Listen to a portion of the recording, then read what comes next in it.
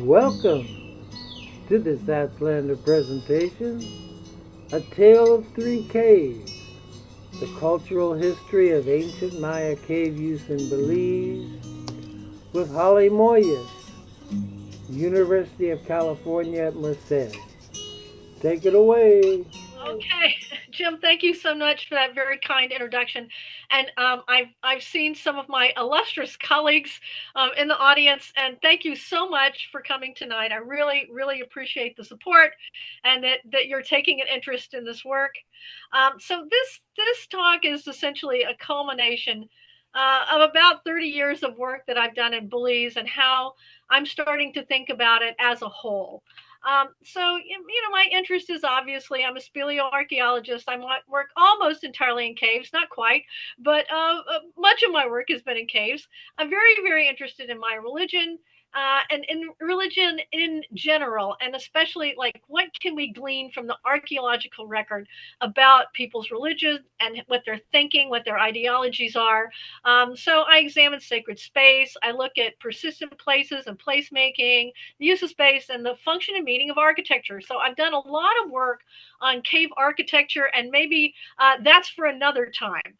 But tonight we're going to be talking about some of the work that I've been doing with the cave projects in Belize. It's been about 30 years now, like I said. And so, what we've been doing is we've been going around to caves and hopefully finding the very best ones that we can do the most research on, try to preserve them digitally, and train other people to map and to also preserve the caves. I don't know if you're aware, but the caves in Belize are being looted at a very rapid rate at this point. We're losing data very quickly. I've been doing a project just recently where I've been going back to the caves that I saw 15 years ago, 20 years ago, and I've been doing 3D models of these caves using LiDAR. But it's so depressing and disturbing to see what's happened to them since I recorded them. And I'm just so glad that we were able to do this work when we were, and that we were able to do so much. So I've had a wonderful team of people working with me, and I just want to acknowledge them first before we move on. This is Don Antonio Mai in the front, Nick Bourgeois, Aaron Ray, who's a student now at Albuquerque, and also Mark Robinson, who's now at Exeter. He's a professor there. They have been stalwarts with me, as well as so many students. I think literally hundreds of students have come through our project. And so, we do a lot of mapping. We were doing hand mapping for a long time. We got a Disto-X, which is a great tool, which almost works like a little total station. We've been able to use that recently, which has really made things faster and more accurate. But we have hand mapped all these caves. We've done about 32 caves now all together. And this is what we do in the caves. So we're literally sitting inside the caves and recording all the artifacts. Particularly, there's so many ceramics. That's our number one artifact class.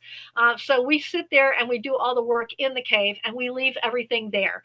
And part of it is a belief that I have that these were sacred objects for the ancient Maya. They were votive offerings, and I think they should be left where they are. So that's the ideological reason, but there's also a practical reason, is that there is so much material in caves. If you were to take it all out, like, where would you store it? What would you do with it? I think it's better to leave it as a living museum. And if it gets looted, then that's tragic, but at the same time, I don't think taking it out is the right thing either. When we have really fine objects, so if we have beautiful polychrome, something like that, those get removed because we know they would disappear immediately. Any kind of jade objects, but if it's things like potsherds and lithic material and different things that would really not be very valuable on an art market or on a market of any kind, we try to leave all that there. So we've tried to tread lightly within these sites. So what we do is we literally point plot every single sherd in the cave, whether it's diagnostic or not, and many are non-diagnostic. And then I'm able to plot those onto a GIS, and I'm able to see artifact distributions. And a lot of my early work was about looking at artifact distributions in caves. And so that's sort of where this came from. But we really do try to record every single thing that's there. We take photographs. We try to do some radiocarbon dates when it's appropriate. We do some excavations. So we're trying to record each of these sites just as thoroughly as we possibly can. And that's where my data that you're going to see today is coming from. Things don't always go so well. We have a lot of difficulties. We've had our field season cut short because of hurricanes. You know, we're working in these places where it's awfully muddy sometimes, and we get stuck. That's Shane Montgomery there in this picture. He's also someone. He's a student who's been working with me for a long time. He's Catherine Reese Taylor's student now, up in Canada, but we continue to work together. And you know, we ended up getting a little bit muddy sometimes, and so we are all people who really like to get dirty. So we are absolutely the dirty side of caving. I want to acknowledge Gonzo Pleites, who has worked with me for many years now, and I almost just don't want to even work without him. He's become such a major part of my project. Don Antonio Maya is another person who's worked with me for many years, from San Antonio Village, and he's my number one best bodyguard and caver, and I don't like to go to caves without him. I've also been working with the Cave and Cars team from the Friends of Conservation and Development, and they work with me on the Chicky Bowl, and we've done quite a lot of work together, and I've taught them to map, and they're actually making very good maps. I'm very pleased with that partnership and how that's worked out.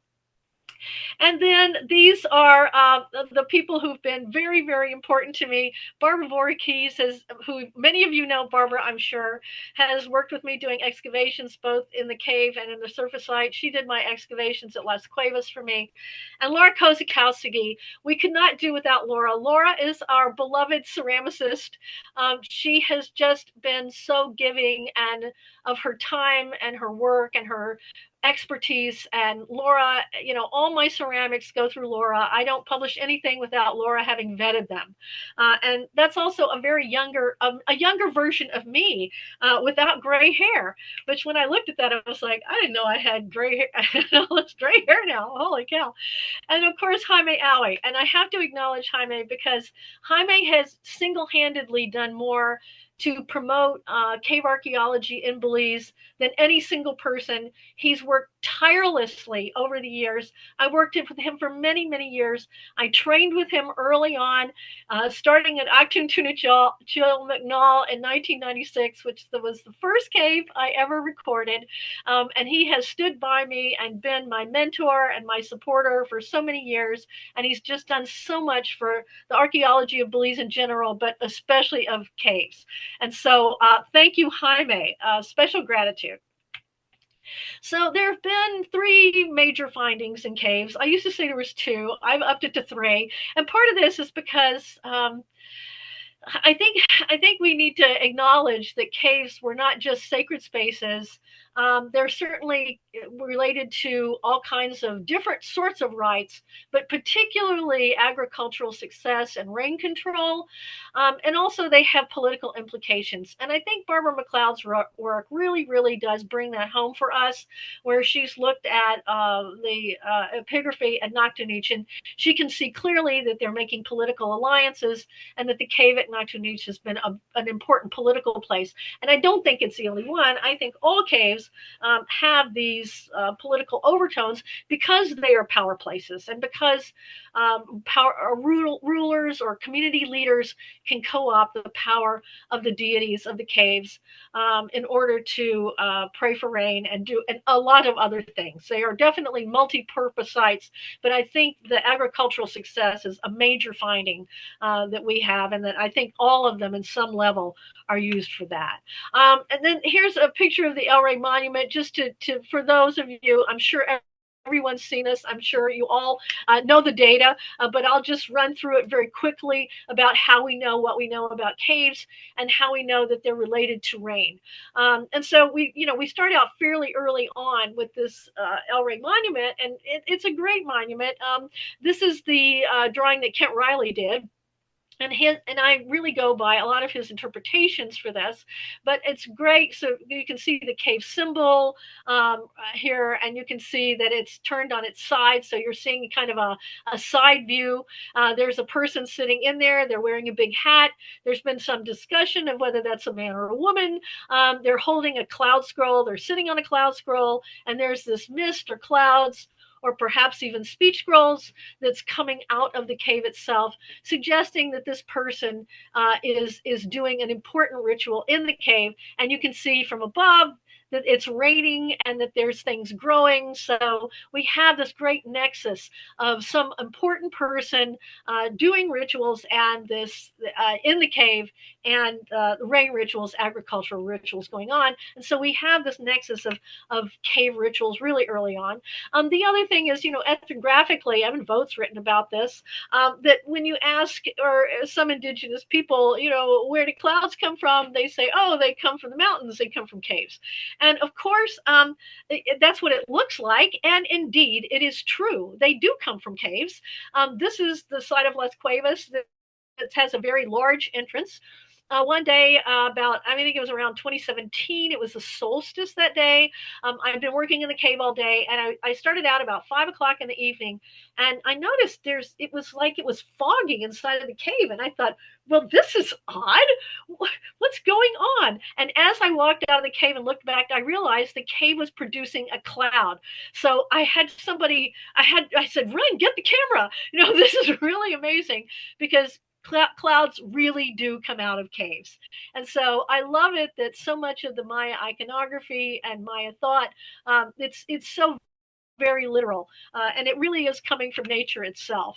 And of course, I'm sure you're all familiar with the San Bartolo murals, where we have this wonderful image of a cave with a big speleothem fang. And there's a woman, and she's handing out corn tamales. This is Carl Tauba's interpretation. I think it's a good one. So she's handing out tamales and handing out water, and to an early version of the maize god. He's looking very kind of Olmec-y, but it's Carl has identified this person as a maize god, and he's handing it to a supplicant. So we see primordial food, primordial water being handed out of the cave itself, and all kinds of things happening on top of the cave. But I think it just reinforces this whole idea that sustenance is something that comes out of caves, and so they're related in ways to this. And of course, we know that Chak, the rain god, lives in his cave. I've seen most of the images of Chalk. It looks like he's standing sort of in the front of the cave, so he's not way in the back, but he's pontificating. He's also sitting in his cave house. This is a wonderful photograph that Ian Graham took at La Polita on the right, and it's a life-size version of Chalk sitting on his throne inside of a cave. I don't know how you could get any better than that. But so that's another belief, is that rain deities live in caves. So we have the maize god associated with caves. We know that from the Popol Vuh. We also know rain deities associated with caves. So again, back to this idea of fertility and caves. So now we all know that they practice slash and burn farming. I'm sure you're all familiar with that. I'm sure all of you have been to the Maya area, have seen farms in different stages of growth. So we know that they burn, and then they plant, and then there's another thing that has to happen before everything comes up, and that is that you have to pray for rain. So you pray for rain, and it rains, and then you get corn, and it's all good. And so as long as that's working, everything's fine. And literally the only way to make it rain is to pray for rain. And that's true the world over. Cloud seeding doesn't work.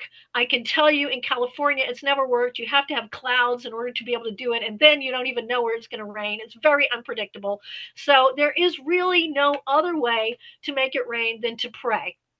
And so these are photographs. Some of them are ones that I took. Some of them are from the Associated Press. But all up and down the California highway, when we were having our drought, there were big signs that said "Pray for rain." And when it finally rained, they had signs that said "Thank you, Lord." So this is how you get it to rain, and it's still how you get it to rain today. This is a ceremony that Stephen Alvarez took. I think it's one of their early planting ceremonies in Noctunish If I'm wrong, let me know, but I'm pretty sure that's what that is. So that's an early ceremony right there. So when we think about this, I'm going to now put this in the context of what we know from the caves in Belize that I've been working. And these are three of the major caves. So these are the biggest ones with the most well preserved. Well, in some cases, Chichimha and Actunchunichil, these were highly well preserved. Cave at Las Cuevas, not as well preserved, but it had subsurface deposits that were quite well preserved.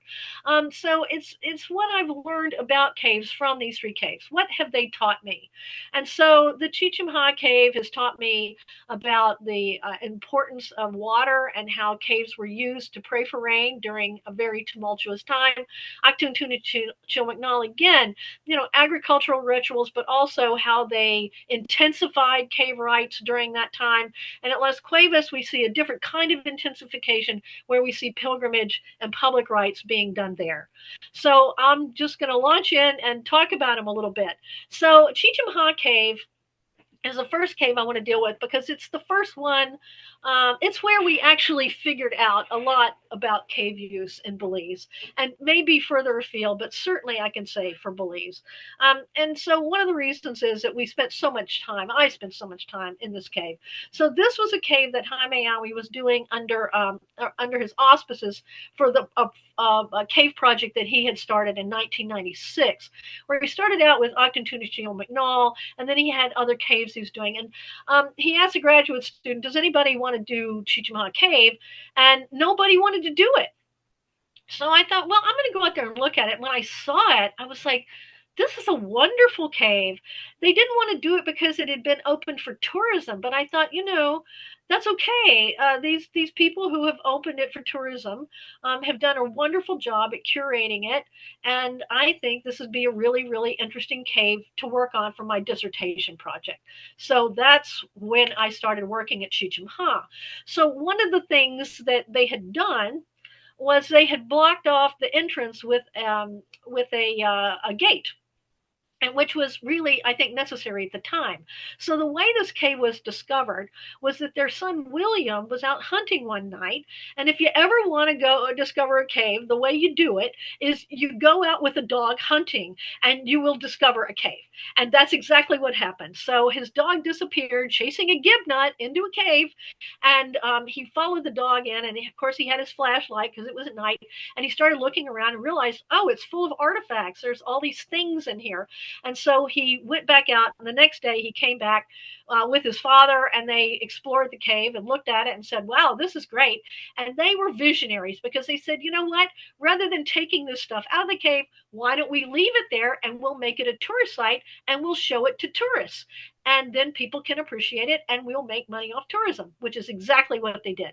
So they cleared out the front of the cave. This was completely blocked except for the small hole that the dog and William ran through. But the Maya themselves had blocked this cave off completely. And so they gated the cave, which they really had to do at the time. It did not stop it from being looted. However, it did deter it for a long time. They call it Institute of Archaeology. The Institute of Archaeology came out at the time. This must have been in the late 80s, and they found a bunch of polychrome vessels, 13 to be exact, and they took the polychrome vessels to the vault at Belmopan, and so they are stored there to this day. And I have seen them and recorded them. And William showed me where they were, so I was able to get them on my map as well. So those were saved. And so there they are, taking tourists to the cave. A lot of kids, as you can see, which is a great thing because we need to teach children about caves. I think this was actually a good thing. What they did was also there's a lot of artifacts that are up on high shelves. And so they put ladders so that you could go stand on the ladder and look at the shelf without having to go onto it.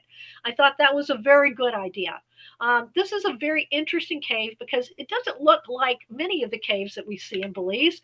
It's what we call a boneyard cave. That's sort of it's not a technical term, but that's the term cavers use for these. And it's brecciated limestone, but it's a really, really hard limestone. So it doesn't have a lot of cracks in it. So you get very, very few speleothems growing in this cave. In fact, there's speleothems only in one place. This is tunnel 2. We call it the mushroom tunnel because of those pots in the back that have lids placed over the top that make them look a little bit like mushrooms. I don't think they are mushrooms by any means, but they kind of look like mushrooms. And I thought it was really also kind of interesting the way that the shape of the pot sort of reflects the shape of the keyhole of the cave entrance there. So I thought that was really neat. But as you can see, these things were all arranged beautifully. William and his family did not do that. The Maya did this because when we move things, we can see where they actually dug little crevices and things to hold the pots. So that was not done by them. This was how it was left. I am absolutely convinced. Um, this is tunnel 1, which is also fabulous because lots of big pots are always very impressive. We did some testing on these, and some of them didn't have anything in them. Some of them had corn residue, so we suspect they were used for making balche. And so these are used vessels. They were probably not new. All of them are broken in some way. Either the lip is broken off or the bottom is busted out. So, but they are I call them partial vessels. So we have a lot of partial vessels, and we do have a few that are totally intact in Chichen Ha. But the thing about this cave that's really, really astounding is that the first thing that I did after having mapped it was I did some test excavations. So I went through, and I think I put about 25 test pits in this cave. And so these were just little, half a meter test pits to just see how much deposit I had, because I realized that because had open for tourism, and there was a possibility that things had been moved around. I didn't want to rely totally on just doing a spatial analysis of where things were.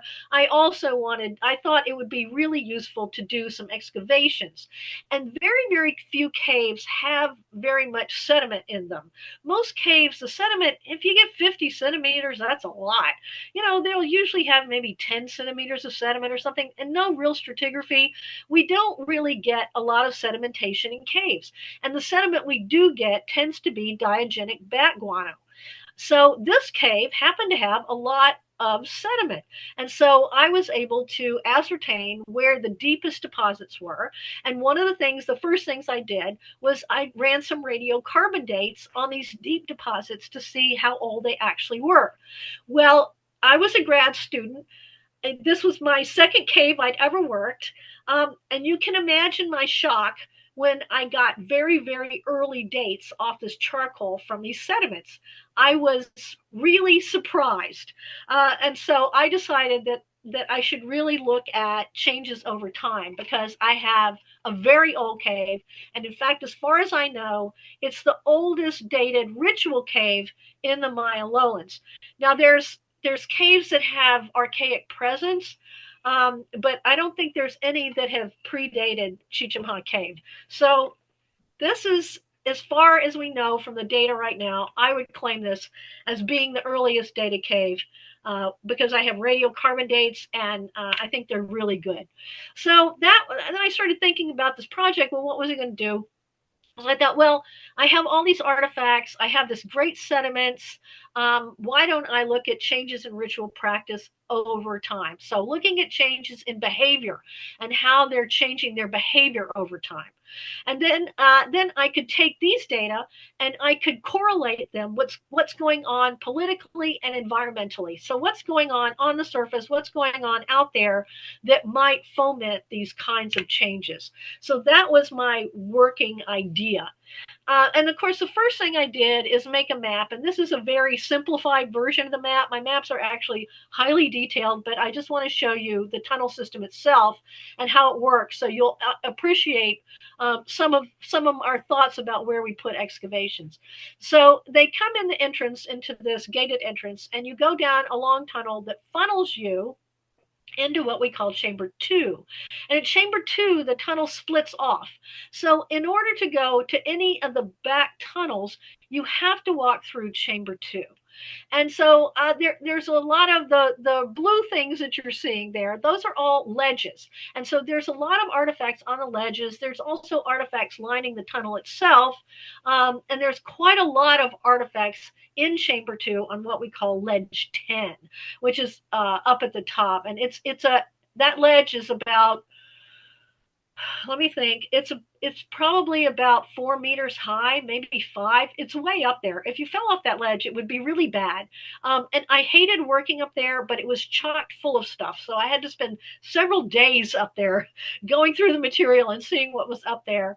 And getting up there was harrowing because when you climbed the ladder, you had to grab a rope and pull yourself up on the ledge, which meant your feet left the ladder and there were no footholds. And it was just, you're dangling from a rope from ledge 10, and it was really, that was pretty scary. So anyway, so there is Chamber 2. Now Chamber 2 is really interesting because it's the only place where we have a really large speleothem formation. So we have this chandelier in Chamber 2 that drips. And so when it rains, it's leaky, it drips. And so there's a pool that gets formed underneath this chandelier. There's also a chandelier right in the front of the cave, but this is the only one that once you get inside, this is it. We don't really have any more speleothem formations other than this. But lo and behold, one of the things I found from my test pits is that this seemed to be the place where there was the most activity going on.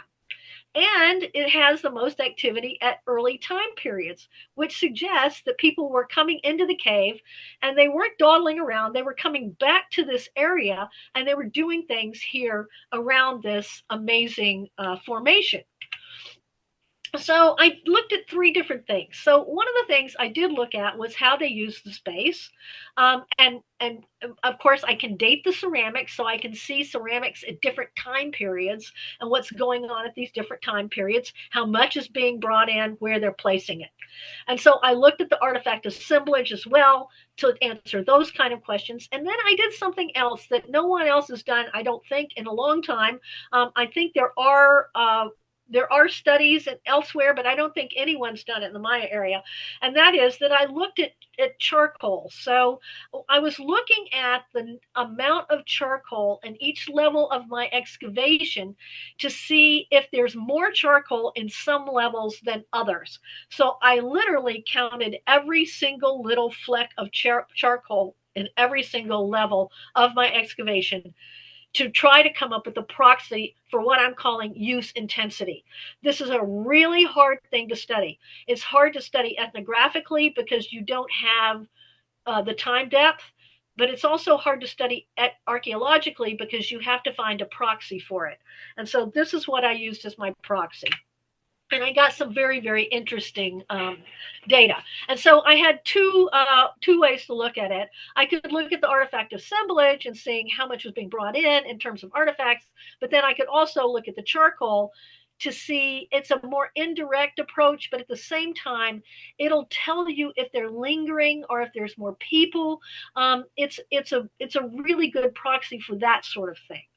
And so this is the map of Chamber 2 and showing where we put the excavation. So what we did, and this was unique at its time, now we do this stuff all the time. It's not a big deal. We do photogrammetry on everything. But at the time, this was in 1997, 98. And so I actually had to stitch all the photographs together. So we took the photographs in the cave, we stitched them in the cave, and then layer by layer, we had one of these. We had like an entire 2x8 matrix of what was going on in the excavation, and we took it all down layer by layer so that we could photograph it and count the charcoal flecks. I was very lucky because this was it's very horizontal, it's very flat. I didn't have to contend with a lot of issues, so it was easy to do that right there. And there's, as you can see, there's my stalactite on the right, and there's the pool that occurs when it rains. There's always a little water in there, but when it rains, it gets bigger. And so this is what I did. And so I'm just showing you the profile now, the excavation. And so I dated every single one of these layers. I ran over 42 dates in the whole cave, which is quite a lot for a cave. But I had at least one or two dates from each one of these layers. And as you can see, the stratigraphy is absolutely beautiful. This really warms the heart of any archaeologist to see stratigraphy like this. So we didn't have any reversals. We didn't have anything digging in here. You know, nobody had come and put potholes in my cave other than me when I did the test pits. But this is it. This is as good as it gets. And so one of the things you can see is down here, there's not very much charcoal. This is really early. There was a bunch of speleothems on the floor. I'm thinking that might have been from some sort of earthquake or something. It goes all the way back to the Pleistocene. So this is as far back as we can date it. I did go down to bedrock. So this was a bedrock date. And then bats had been coming in. Obviously, this is all diogenic bat guano. It's just clays, sand, and the clays are guano, and they're very very high in phosphates and oddly enough copper, which I don't quite understand, but it's an interesting question. And as you can see, we get these layers. So we get archaic layers. There's a few little pieces of charcoal in the archaic layer, suggesting, you know, maybe somebody came through then. But where you really start to see people coming in is what we call the dark earth. And so in archaeology, it's really interesting when people start using a space, it turns the soil dark brown.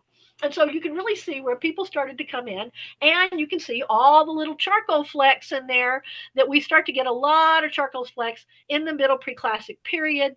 And the dates range, radiocarbon 2 sigma dates date from 1320 to 820. And then we get up to the preclassic period, and then there's hardly anything. There's this little skinny layer. So what do I think is happening in this weird little skinny layer? I think what we're seeing is that they closed the cave off at some point in the preclassic period. So they literally blocked up the entrance and the bats weren't coming in. So we don't have a big accumulation of guano. And that's why that layer is so thin. The other thing about that layer that's very interesting is you get these little white flakes. And what this is it's literally it's calcite slough that's coming off the ceiling of the cave, and it makes these funny little crusts. And they also can precipitate if you don't step on them. They can actually precipitate out of the guano. And so I think that's what we're seeing there is disuse. And then when they come back in, they come in like gangbusters. And so somewhere around 210 AD, they start coming back into the cave, and look at the charcoal. So much charcoal that you can even see it in this photograph. There's just tons and tons and tons. So they're really using it a lot in the early classic period. And then we get up to the late classic, and it's really interesting because the modern surface is the late classic surface.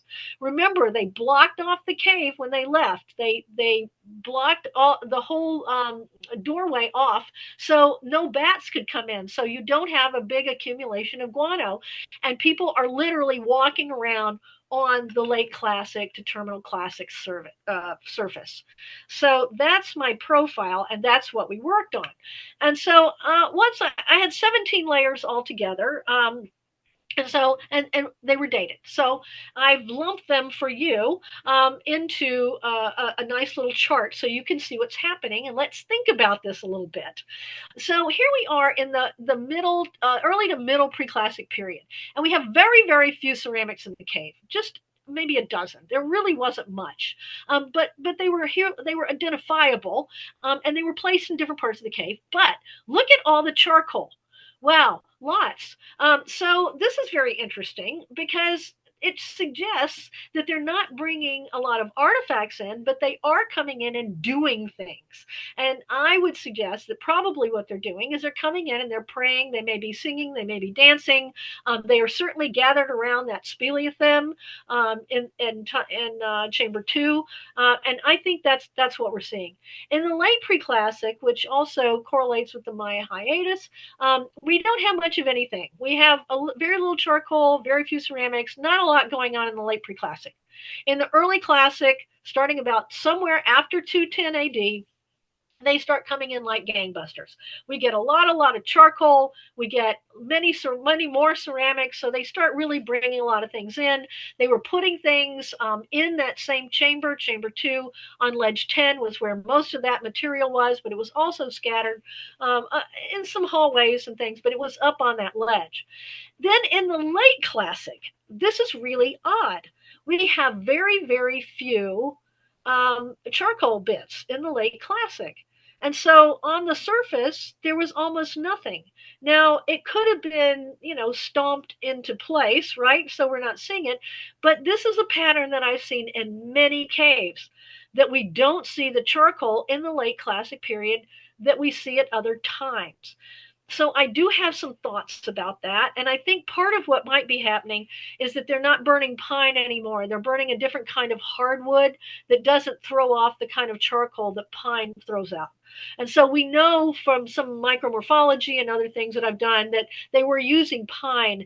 And in my excavations, I'm seeing pine. But in the late classic, I'm just not seeing very much charcoal at all, either on the late classic ledges or in the deposits, but lots of stuff.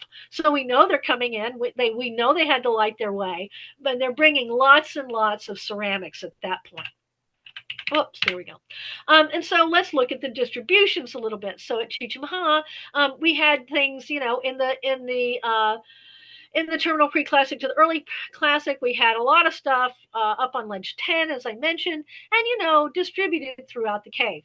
However, in the late classic period, which is the Spanish lookout phase, we call it, in ceramics, which dates to about 7 to 900 AD, they're putting things up on these ledges. They're going to all the ledges, and they're going to these kind of more esoteric places like Crawl 3, which I've suggested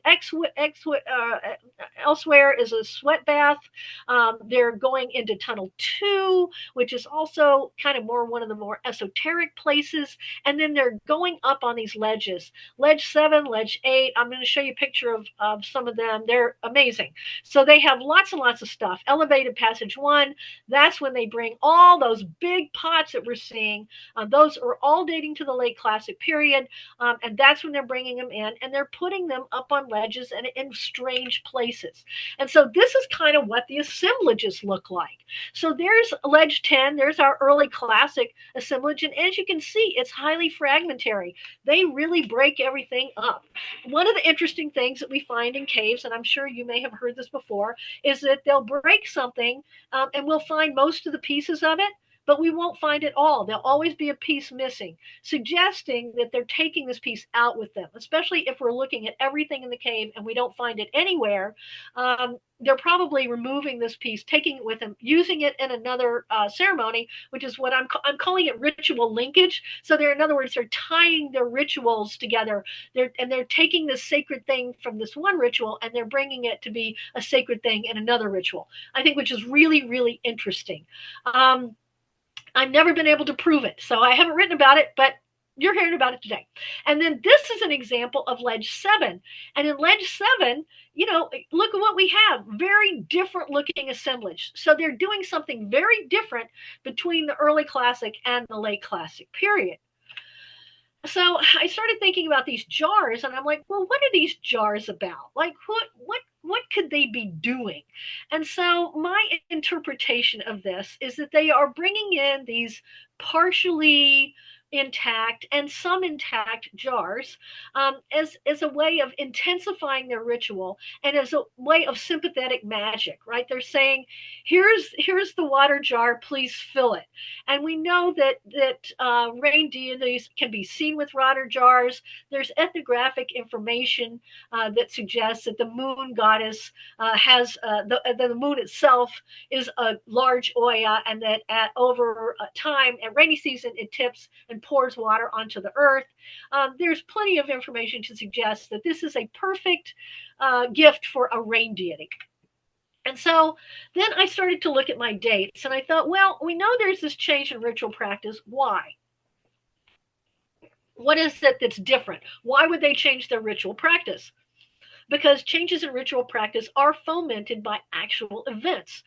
And so I looked at my radiocarbon dates. These are my late classic dates that I have for the cave. I have 5. I have lots of really early dates. I don't have that many late dates because remember, there's not that much charcoal. So I did find some charcoal in different places. I dated some corn cobs. I dated some interesting things. But at any rate, um, so my earliest late classic date is 680, and my latest is 960. So that gives me a span of those dates of what's going on, and of course that correlates very nicely with Gifford's type variety. So those late classic jars are dating 7 to 900 in Gifford or 950, depending on when you want to have the terminal classic. There's debates on that. But at any rate, but I have very nice dates that fit very well with my ceramic dates. So I decided, well, I was very lucky because they were starting to do this work on speleothems, and they James Webster did the first one in Belize, where he did a climate proxy based on speleothem data from caves. And he was at a cave very close on the Baca Plateau. It was less than 25 miles away from Cheecham Ha, and he did a proxy, and it was very suggestive. And so I used that proxy. This proxy came out later. This is one that Doug Kennett did. This is the Yoke 1. And I was there when they took these samples. And this is from southern Belize, though, so a whole different area, right? And what they do is they can use uranium thorium to date the single little rings. And so speleothems grow very much like trees, so they have rings every year. There's all kinds of things they can do. They can look at the amount of dust in the ring as one proxy. They can do delta O18, which I'm not going to explain right now because it's very complicated, but it's an oxygen isotope to figure out how much rainfall is happening. And so this is what their data looks like. And as you can see, there's some pretty severe droughts. So there's some in the late pre-classic. There's one in the early classic.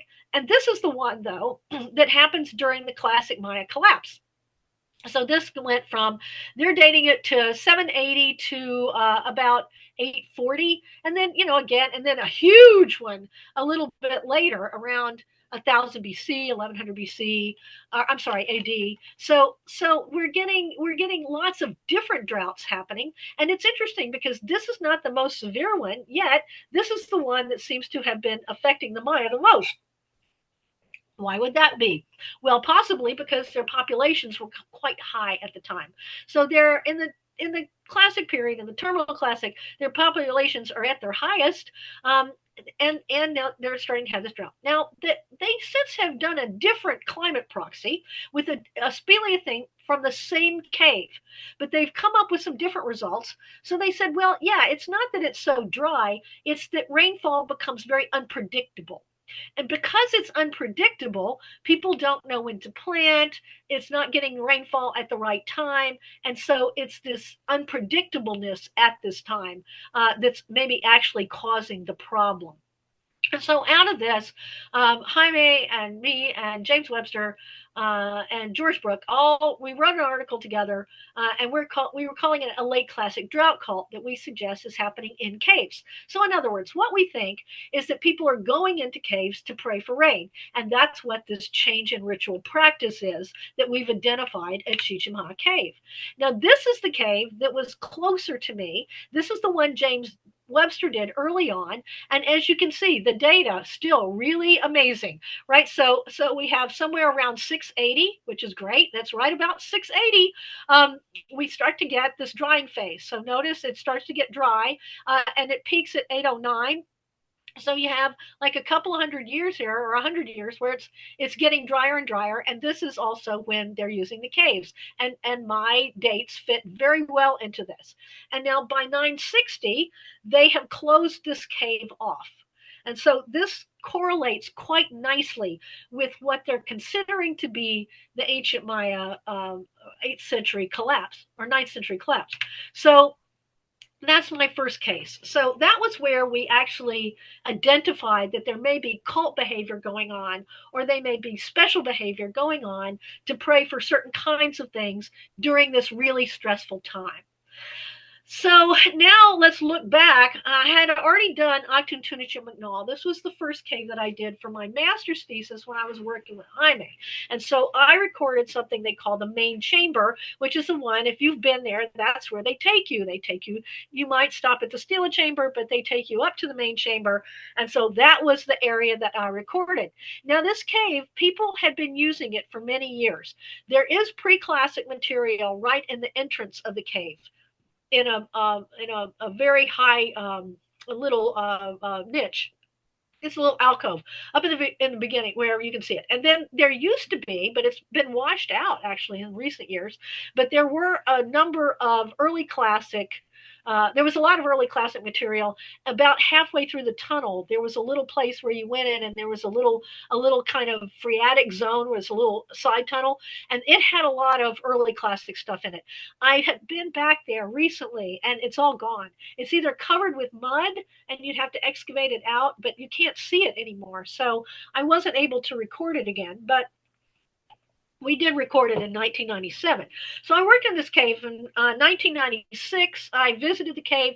97, I came back to do my research, and then I did a few finishing touches on it in 1998. But I was mainly working at Chichen at that time. And so, as if you've been in, you know that the entrance is absolutely magnificent.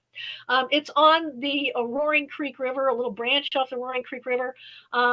In western Belize. So, western Belize isn't that big. It's not that far away from Chichimha, but it is a little bit more remote, even though there are several nearby sites in that area as well. And this is the entrance. It's magnificent. It's one of the most amazing cave entrances that we have, and it's very alluring. But you don't absolutely have to swim to get in. There's ways you can get in, but most people swim through the pool to get in the cave, and that's where they take the tourists. So if you went there, you probably swam through the entrance pool. And once you get inside, it's one of the most beautiful caves in Belize. It's absolutely gorgeous. There is so much speleothem activity, beautiful stalactites, curtains, bacon. The cave itself, the water is beautiful. It's kind of mucked up in that picture because the tourists have been in. But if you go in before the tourists, it's absolutely crystal clear. There's all kinds of interesting animals. So there's blind shrimp and blind catfish. And it's just such a beautiful cave to be in. And it's big and open, and nobody has to worry about being claustrophobic. So it's what we call a wet cave. Chichima was a dry cave. It didn't have very much water at all, but this one has a lot of water. And so, this was taken for a photo shoot. So you can see how pretty the water can be. Ben Kim took this for Discover Magazine.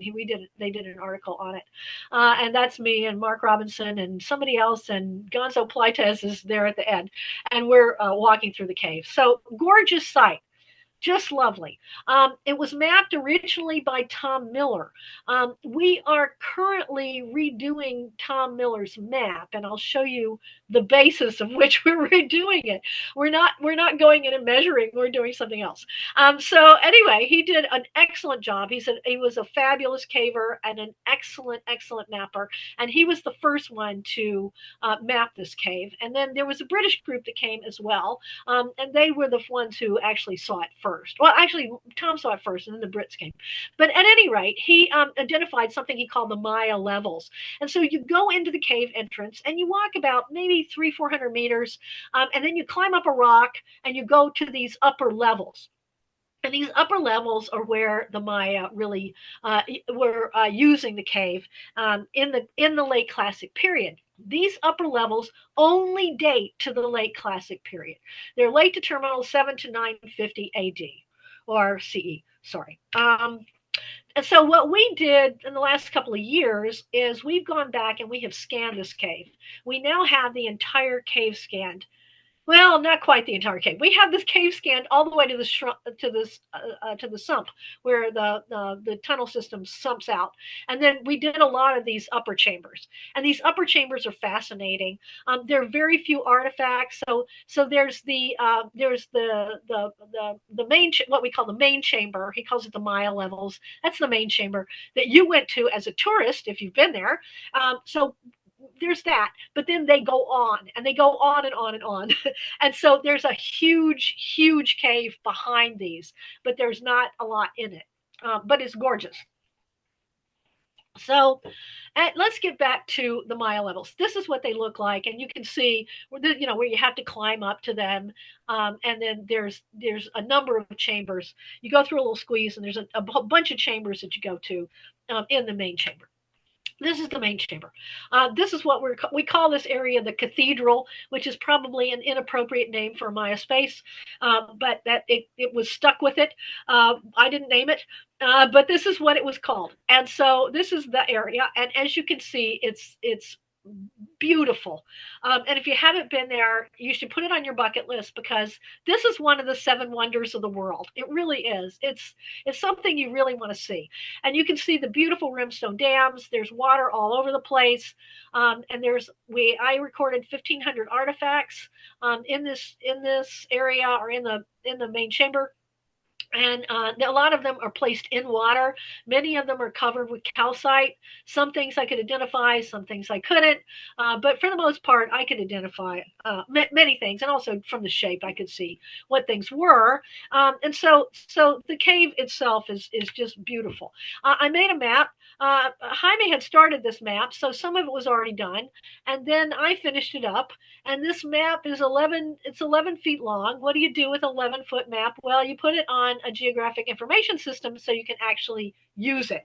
And so I made a very detailed map of all the different areas. And so we named all the areas on the project. And like I said, not me, but they were named by the project. And so, which in a sense is a lot.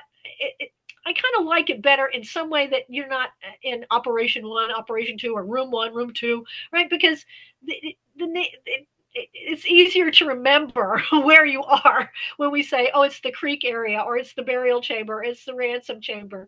Even though the names are really goofy and we should probably have been a little more sensitive, there we go. And so this is the area that they're calling the main chamber. This is what we call the Oya altar. And again, here we are. We're seeing these big pots, right? None of these are intact. They all have the bottom's blown out in some way or other, or they have a piece off the end of the lip. They all are broken in some way. But this is an amazing thing, and this is the way the Maya left it. This chamber was as close to pristine as I could possibly want it to be. When I came in here and started working, and when Jaime started working, there had only been a few cavers in here. There had been no one else. And cavers are really, really good about not touching things and not picking things up. They know the rules, not stepping on stuff. They're really, really good about that. A lot better than students might I add. But anyway, so things were where they were. So this beautiful arrangement of these vessels, on this rock, which we're calling an altar, but it's an arrangement of beautiful vessels on this platform type thing. It's just gorgeous, and so very very thoughtful also, and the aesthetic of leaving these offerings is obviously very, very thoughtful. And so we've again found a lot of these big pots. We have some radiocarbon dates for this cave. My earliest date is 695, and the latest is 945. So this chamber was used somewhere between 695 and 945, which are very interesting dates when you think of it. Like right there, exactly when we're starting to have all of these problems with rainfall. That the climate proxies show. Whatever you deduce the problems to be, whether it's lack of rainfall or unpredictable rainfall, either way, there are problems. So at this stressful time, again, dating to that. Now, the one thing in this cave that really sets it apart is that there's also human remains in this cave. And that's something, oh, I'm sorry. There's also beautiful exotics. We get a lot of shoe pots in caves. This is probably the nicest one. It's completely intact. But as you can see, there's a little tiny chip right off the rim, right there. that was done. I'm fairly sure that's done intentionally, and it was done in the past. It wasn't. That's not a modern chip. As far as I know, I'm the only one who's picked that pot up.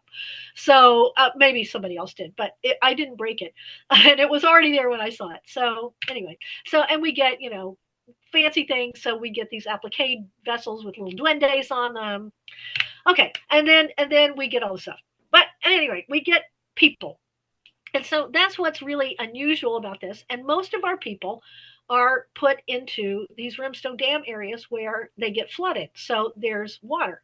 And because of that, there tends to be a lot of calcite buildup around. And so this person right here, I have suggested, um, is very similar to the maze god, partially because he had beautiful inlaid teeth that had been knocked out.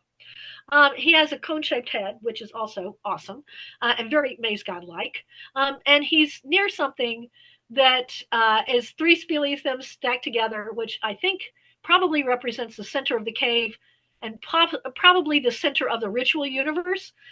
So, at any rate, I have suggested that this is the maze god. I know it can be argued. I know Barbara does not love this interpretation, but I think it's certainly a possibility that they could have been reenacting scenes from Popol Vuh, because we know that in myth and ritual, a lot of rituals are reenactments of myth in some way. So I think that you don't have to think that, but the important thing is that there are people in this cave, and they're all different age groups.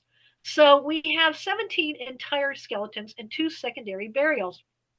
And so the entire skeletons, we break them down. We have 6 adults, 2 subadults, 9 infants. We can't sex all of them, we know, but we think they are male and female. Now, this is the person that they refer to as the Crystal Maiden. Um, there has been some controversy about her because Sherry Gibbs identified this person as a woman when she did the first identifications. She was doing this for her master's thesis, and then somebody else came back later and said, "Oh no, I think it's a man." So, we haven't.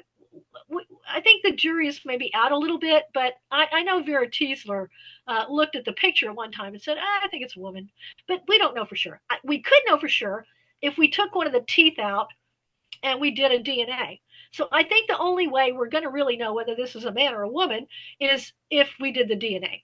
But this person has clearly, they're in their death position. They are glued to the floor with calcite, which is why we call it the crystal person. Um, and as you can see, in a beautiful rimstone dam that on occasion fills up with water. And John, I think this is your picture, John. And so I'm going to give you credit for it right now because I think it's yours, even though I've taken other pictures since then. And John Lyle took this fabulous picture when he worked with me, many, many, many years ago. And we were going around and photographing things and looking at caves.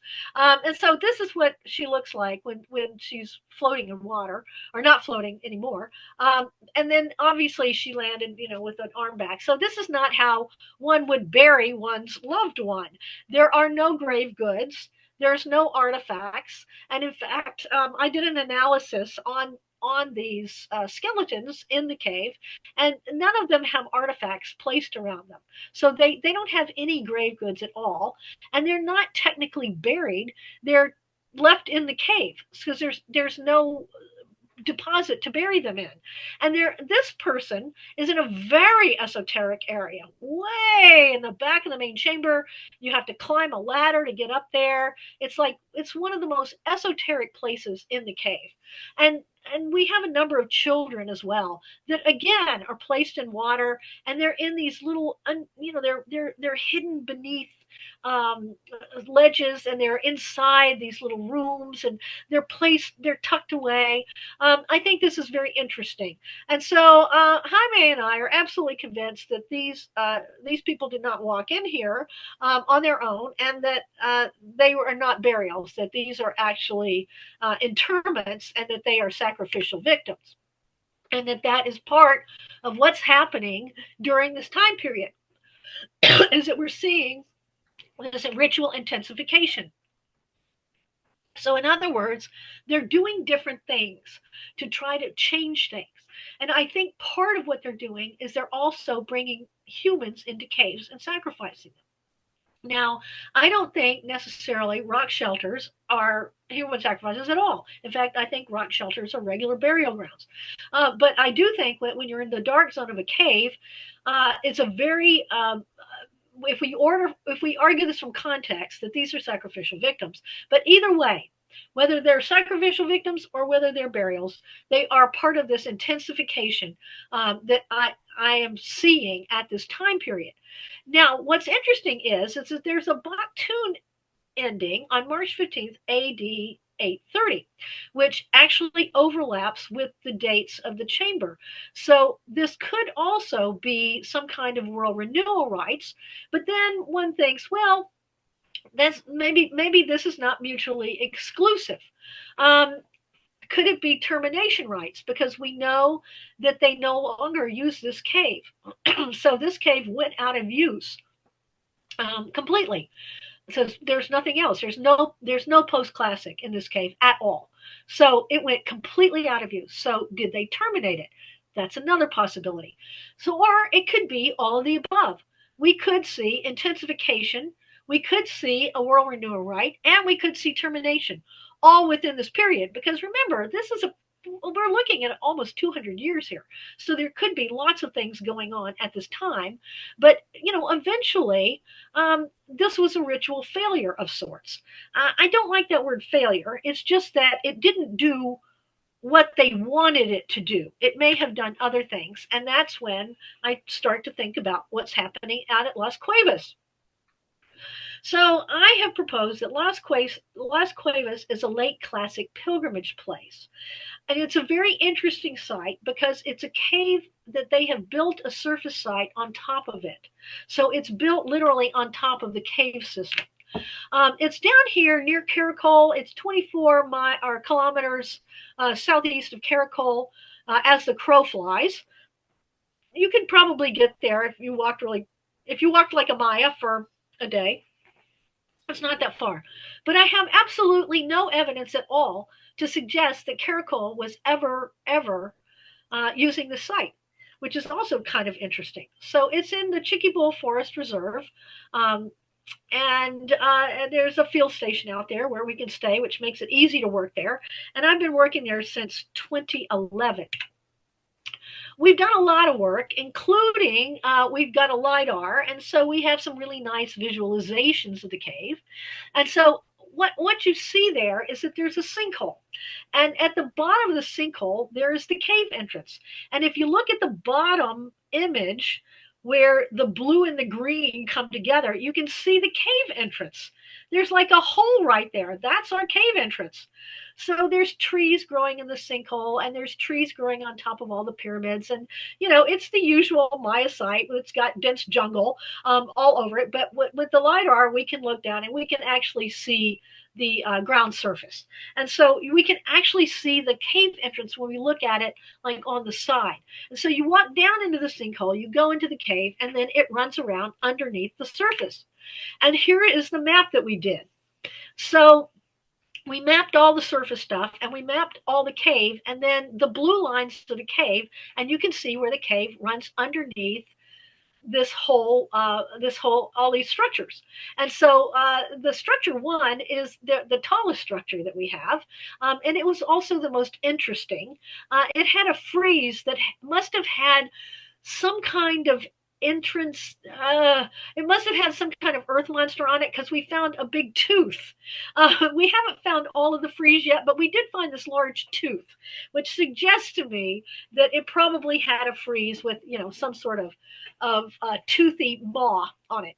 And so we did a lot of work here. Obviously, since 2011, we excavated literally every structure at the site, and there's 26. Mo Carpenter did a lot of these excavations for me. She does a lot of excavations at Caracol. So she was really, really useful in being able to tell us if she saw any similarities to Caracol. And it's very interesting because Caracol has an awful lot of like finger bowls, and they have all these caches and all this stuff. not only do we not have caches in our stairways, but we do not have finger bowls and we do not have any burials. There is one secondary burial that's out there at that Plazuela group that you see over to the left in the what they call in structure 20. It's a secondary burial. It was a bundle burial, had lots of artifacts in it, and it had some broken down bones. It looks like a single person. It dated to the pre-classic period, even though everything else is dating late classic. All of these structures, every one of them, all date late classic. And yet this was this pre-classic bundle burial, which suggests to me that this may have been an ancestor that they brought with them when they settled the site. They were visiting the cave slightly earlier than when they began to build the surface site. So there had been visitations to the cave prior, but after this, they seem to grow in tandem. And so this is what it looks like from our LiDAR. You can see our ball court. You can see we have a twin pyramid. We have range structures. We have our northern structures, range structures, and all kinds of stuff. And so you can see where you walk down into the sinkhole itself. It was really interesting because we did a bunch of test pitting in the sinkhole, and we could literally see the path that people walked to get into the cave because there was artifacts scattered all along the path, and in the rest of the sinkhole there wasn't anything.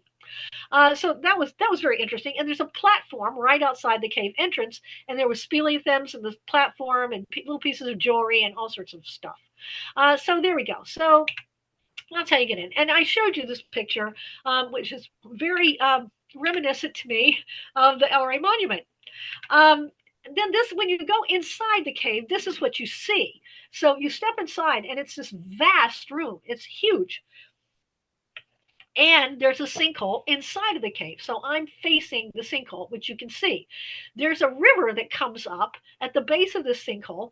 It always has water in it, but sometimes more or less. So during rainy season, it fills more, obviously. And I think at one time it probably filled up, but it comes about halfway up. There are stairways that go down into it, or they're pretty wrecked, but they're there. And there's one very nice one, and there's also platforms down at the bottom of the sinkhole. The other thing is there's platforms all over the cave. This seems to be something that they're doing a lot of out in the Chicky Bowl in this area, that most of the caves have plastered platforms. But this one has a lot. So it has all of these structures with these plastered platforms on top of them. They are not in the greatest shape, but having said that, this site could be consolidated and it would be magnificent, because I mean you can even see just in this picture that there are some things that you can see that the walls are still intact. So there's a lot of intact retaining walls. We could really see to do kind of a virtual reconstruction of this. And so you go in there, and then you go to the back of the cave, and you get into a twilight area. And in the very back of the cave, I'm going to show you, there is a constriction, and they have built a wall across a constriction with a doorway that goes into the tunnel system that runs around underneath the buildings. So this cave has more architectural constructions than any other cave that I have seen in Belize. Right there, you can see at the bottom of the photograph, there's a bunch of steps. Those are Maya steps. Those are not modern. They have plaster on them. They were here. Those are Maya steps. And so they come down from the entrance. Somebody's standing on a platform right there. You hit a platform and you come down these steps, and it goes down into the sinkhole. And then it goes around the side, and you can get elsewhere. But it has terracing. It has 76 platforms, lots of rooms, blockages, and walls. And they've actually made little rooms where they've blocked off the cave in different places to make little alcove areas where they can do less public rituals. But this is a big public area. This is what it looks like from a different angle. And so as you can see, there's these beautiful platforms that have been built up with retaining walls. There's gorgeous plaster on top of them. I put some arrows in just to kind of catch your attention as to where they are, but they're all over the cave, and there's a lot more than what I'm showing you just in this picture. This is what they look like kind of close up. Beautiful plaster. My student Erin Ray did a project where she was looking at these plasters to determine what's on them. She found all kinds of interesting things. There's lots of burning. Even though this cave has been really heavily looted, we still found artifacts on the platforms when we scraped off all the bat guano. We found something like 14 obsidian blades that were still there, suggesting that they may have been doing bloodletting at some point. We don't really know what they're doing on the platforms, but we do find areas of burning, so they could be burning, bloodletting. They could be dancing. They could just be sitting there. They could be doing a lot of things. So we were hoping to get to that, and I think we got to it a little bit. One of the interesting things, though, is that when she did her chemical analysis, she found zinc on the platforms. So the thing with zinc is it's in blood, it's in human blood, so it could be from human blood, but we have no way of knowing because we could get vampire bats flying in and out. Then they would, of course, be pooing blood. So we had to eliminate that, but I've never seen a vampire bat in there, so I don't really think they get them, but they may have in the past. Anyway, the platforms are quite lovely. So there's my map of the entrance and the platforms that we identified. And we identified 76 altogether. And as you can see, they're kind of all over the place. So there's a whole bunch like in the front part of the cave, and then there's a whole bunch in the back part of the entrance right before you get to wall 1, which is right in here. So there's these here, and then there's these over here, and then there's a bunch over here. And then there's a few over on this side. And like I said, there's terracing and there's some platforms down here in the cenote itself, suggesting that they were also doing rituals in the cenote. This right here is what we call Unit 3. This was a broad horizontal excavation that Barbara Voorhees did, and it gave us an idea of what must have been in this cave before it got looted.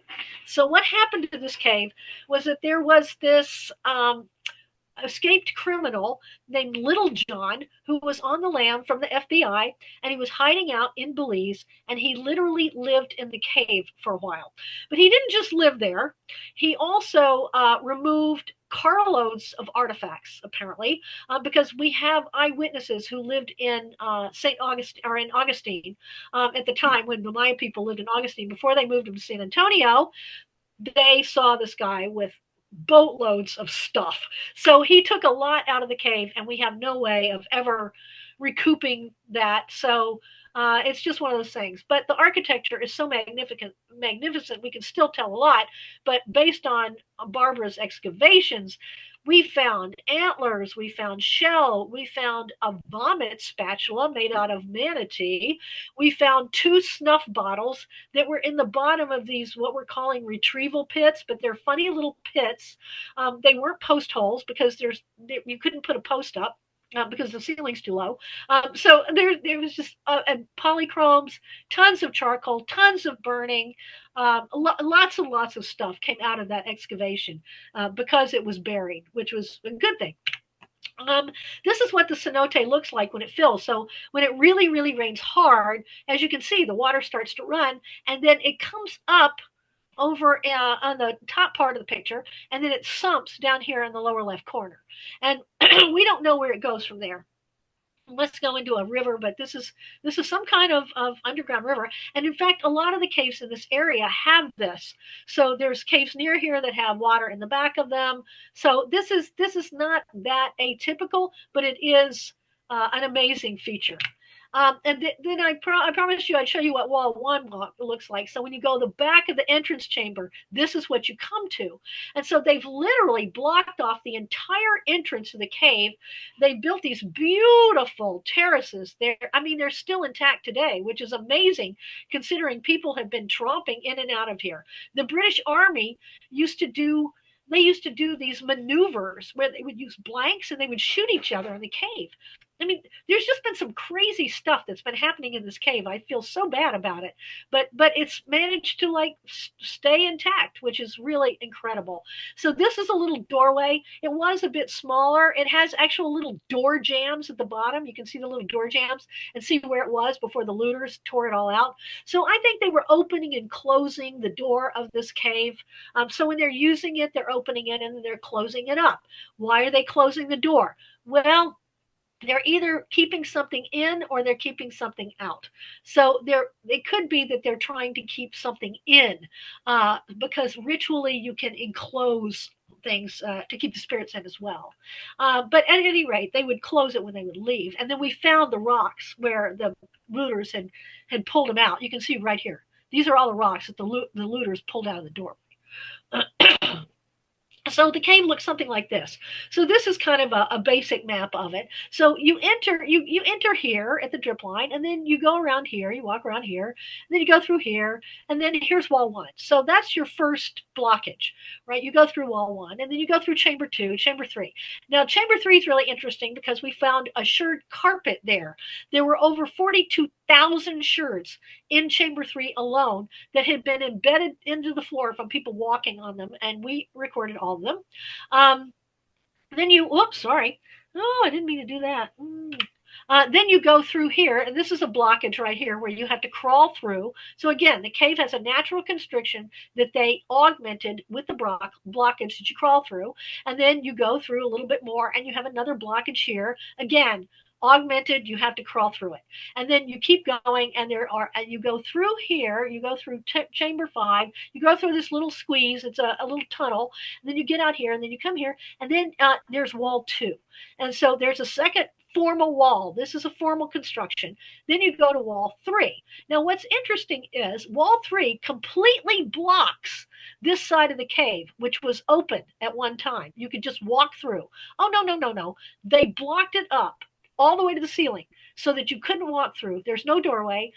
It's been looted, but having said that, I do not believe there was ever a doorway because it forces you to crawl through this little thing. And it's a little squeeze. It's about 5 meters long that makes you have to crawl. Then you come out. I'm going to show you a picture of it. Then you come out into chamber 8, and when you get here, you're about maybe 10, 12 meters above the chamber floor, and you're looking out onto the entrance, and it's quite dramatic. So let's show you what it looks like. So this is where they blocked up the cave on this side, which would have been, there's the blockage, and it's been torn out. You can see where it's been torn out. And then this is what you have to crawl through. This is also constructed. So this is all construction. So they make you crawl through this little thing. This is very interesting. So to go through this tunnel system, there's all of these sort of rites of passage as you go through that I have suggested may indicate levels of the underworld, or that you're going further and further into the cave. There is evidence that they may have been stopping in front of these blockages and doing some rituals before they go to the next area. And this is what you see when you get to the end. So you can stand in this window and you can look out onto all the platforms. Here's a cenote. You can really see the stairs here. This is the cave entrance over here on the right. Very interesting. Now, the other thing about this view from the window is that you can whisper. Not exactly whisper, but you can talk in just a normal voice. And you can be heard all the way over to the other side of the cave on the platforms. And if you were sitting on the platforms, this is what you would see if someone were lit up in that window. I call it the Wonder Woman. That's Nancy Pistole there standing in the window itself. And as you can see, it's very dramatic. So this suggests all kinds of things about what might have been going on in Las Cuevas in this very dramatic setting, and that we have all of these platforms. So these platforms could have held. They could have held up to 1,500 people, depending on how you count them. But that's a fairly conservative number. That's if they're sitting. If they're standing, you could hold even more. So these rites, were big public rites. And then there's also this private part. So there's this big public part, and then there's this part where you have to go through all these little squeezes, and you have to crawl, and they have it all blocked off so that it's obviously not for the general public. And then when you get out, you're in this kind of place of power where you can be seen and you can be heard. So it's what I'm calling an oration station. There's more than one in this cave, but this is the one that I think is the most interesting. And so when I think about what's going on at Las Cuevas, now we have a different practice altogether, that we have this bringing in the public. This is all late classic. All the structures are late classic. All the platforms are late classic. All the artifacts that we found are 42,000 sherds everything is late classic. Our radiocarbon dates are late classic. We have some pre-classic material underneath the ball court, but it's way buried under the ball court. So yes, there were people in the area. Yes, they must have known about the cave, but they were not using this cave, and they were not building all of this until the late classic period. So why would they do such a thing? I have some ideas about that. And I think part of what we're seeing is that in a time of stress, one way to bring people together is to do rituals.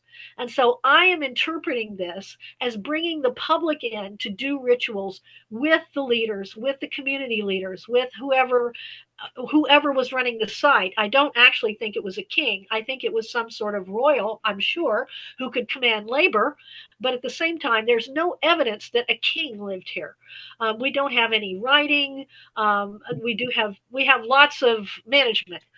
So somebody who had management, probably I think it was somebody who was probably a charismatic leader of some kind. So at any rate, you could actually do community rituals. You could have a whole bunch of people standing in that window. You could have 3 or 4. So but it's a way to bring people together in solidarity.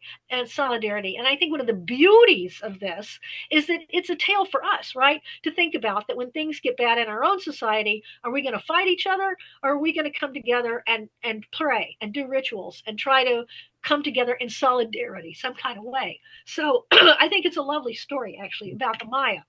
So what happens, just in general, almost all the caves, 47% of the caves, half of them, come into use for the first time in the early classic period and the late classic. So we have the early late classic, the late classic. Early classic, this is more than all of these put together. So we do have a growing amount of cave use that really booms in the late classic. So around the time of stress. Actually, though, when you think about it, could it be population? Could this be a function of population growth? Yes, it could be, except that I think that people knew about a lot of these caves. They just didn't use them, just like they didn't use the main chamber of Octoon and McNall until the late classic, until they needed it. So I think that's part of what we're seeing. But there's also this whole idea of this drought cult of, these big pots that we're seeing in caves all over Belize. I see it in southern Belize. I see it in northern Belize. Everywhere that I have been in a cave, you can almost count on finding late classic jars. And once a cave starts being used, they used it all the way through the late classic. So if they start using it in the early classic, they will use it until the late classic. But the other thing that I've seen is that there is no post-classic material in the caves I have looked at, and I've looked at a lot, and I cannot find anything to speak of. I know there has been a report that there might be something in Shinona Cave, but if it is, I seriously doubt it. I have a feeling it's probably been mistyped because I have not found any evidence of post-classic usage. So in conclusion, what do I make out of all of this? One of the things that I'm really starting to think about is that I think we're seeing different types of intensification of rituals, beginning in the late to terminal classic period. And then I think we can identify these rituals in practice, but these rituals in practice have meaning. And I think the meaning is that this is something that they're doing out of stress, out of a need. It's coming out of a need. I think also that we're seeing these public areas, and I have a student who did a whole study on little structures that are built right outside the entrance of caves. Guess what they date to? Late classic period. So that's, again, they're having more public areas, incorporating more people into their rituals. And I think the climate proxies certainly suggest that there's some kind of catastrophic climate event, and that's part of what they're reacting to. But even though that's complex, right? And also that one of the interesting things is that interior cave use seems to cease by somewhere between 950 and 1000 AD. And there's almost no post-classic cave use. Well, what does that mean? To me, it suggests that people are not using these sites. They're not going into the entrance or into the interiors of them because they're losing faith in their leaders. And these caves were often used by, I think, political elites of one ilk or another, whether they were kings or community leaders. They were the ones who co-opted the caves really early on, and they were the ones who initiated a lot of these rituals. And so I think what's happening is we're seeing a loss of faith in leadership. And that's why they are no longer going into these caves, is because their beliefs are changing. And I'm not the only one that thinks this. So David Webster, he mentions that he sees that there's this decline in royal institutions and ideological resistance, right? That's being caused by these external stresses, that there's change in political systems. It occurs in the minds of the masses. So again, loss of faith. Mary Ellen Miller, the disjunction between what was known of the cosmos and what was happening may have been so profound that faith ebbed among the Maya.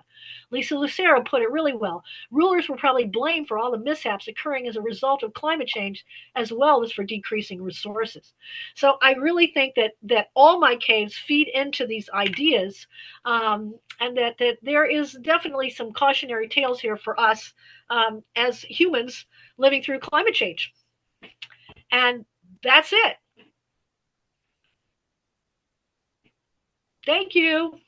Wonderful, wonderful, Holly. That was really, really a great program. And thank you for being so energetic after I put you through such a stressful hour. I had, I had no, It's all about the stress. I had no idea that that could have been a problem on my side because I've been doing these programs for almost 6 years and I don't change my sound settings. I don't change anything. And I guess apparently it was my fault, so I'm sorry for that. Um, there's not too many questions going on yet. Alex Krim, who's here tonight, and he has an excellent article about the 7 and 11 God vases in the current October Atslander, and he'll be presenting for us in January or February. But he asks, uh, you mentioned and showed quite a few examples of chalk. Did you find any evidence of other rainstorm water deities such as Kawil or the water lily serpent? No, there's very Barbara did though, because she says here in the she's Barbara McLeod says there was a sculpted Tlaloc mask on the clay wall in Footprint Cave above the floor of the main passage. I was the first to see it, and Liz Graham reported it. Right. So it's thin evidence. We don't have any sculptures of chalk. I'll tell you what I do have though. I have two caves that have got they've got petroglyphs carved into them, into speleothems. And Chris Helmke is currently looking at some of these, and there's some frogs, which I thought was interesting, considering the Chachak ceremony. I thought, oh, look at these little froggy things. So I'm going to wait and see what Christoph has to say about it before I talk about it too much. But that will be upcoming. And that was at a friend of cave and a cave out by Cuevas called Bird Tower Cave. We have these amazing carvings. So we may find a little bit more, but no, very little. And we don't have a lot of cave paintings. There's some handprints out by Tunicho McNaught Handprint Cave, if anybody's seen those. But they're the handprints that we see often in Paleolithic caves and everywhere else, right? Yeah. I do have a question here. Have you found any evidence of human sacrifices were done willingly or not? you know, to be honest, the only models that we have are the Aztec models. And the Aztecs suggest that maybe sometimes if somebody wanted to commit suicide or if they were really, really sick, they could use it as a form of euthanasia or something. Um, so it's possible, but no, no, I have no evidence. Holly, could I ask you to close out of your uh, PowerPoint so that we can see you big and Okay, let me. Uh, you didn't make any changes. Hang on. Let me get rid of some of the. Oh, and I got to stop share. Hang on. And Did I isn't stop share? Yeah. There's a Kala sculpture or something like that in the ceremonial cave of Chichen Itza, the Balanconche. There's a sculpture there that's pretty prominent. Vera Tisler, I wonder if you have found evidence for collecting virgin water, not from rainfall directly out of entrails of the earth. Yucatec Maya use such water in rituals dedicated to Chok Chok rituals. Yeah, and it would be pure water if it came off a speleothem. So there's numerous examples where there's vessels that are they're put right under speleothems that drip, and so you get these big calcite formations inside the vessel from the drip. Right. So that could be evidence that they're collecting rainwater. Yeah, absolutely. I found, I mean, years ago, back in the 70s, when I was more into making a yoga retreat in Belize, when I lived there year and a half, and but I had a Maya friend, and he had a horse. He had a couple horses, and we went out uh, into the mountains for 3 days, and we stopped by some caves. And this one cave, you could just tell that, oh, people lived here. They slept over there, and they built their fire here. And then I saw these little footprints carved into this giant side boulder. And of course, I just followed the footprints up, and I came to this ledge where you could look over towards the interior of the cave. But there were places like where drips had made holes that filled up with backwater.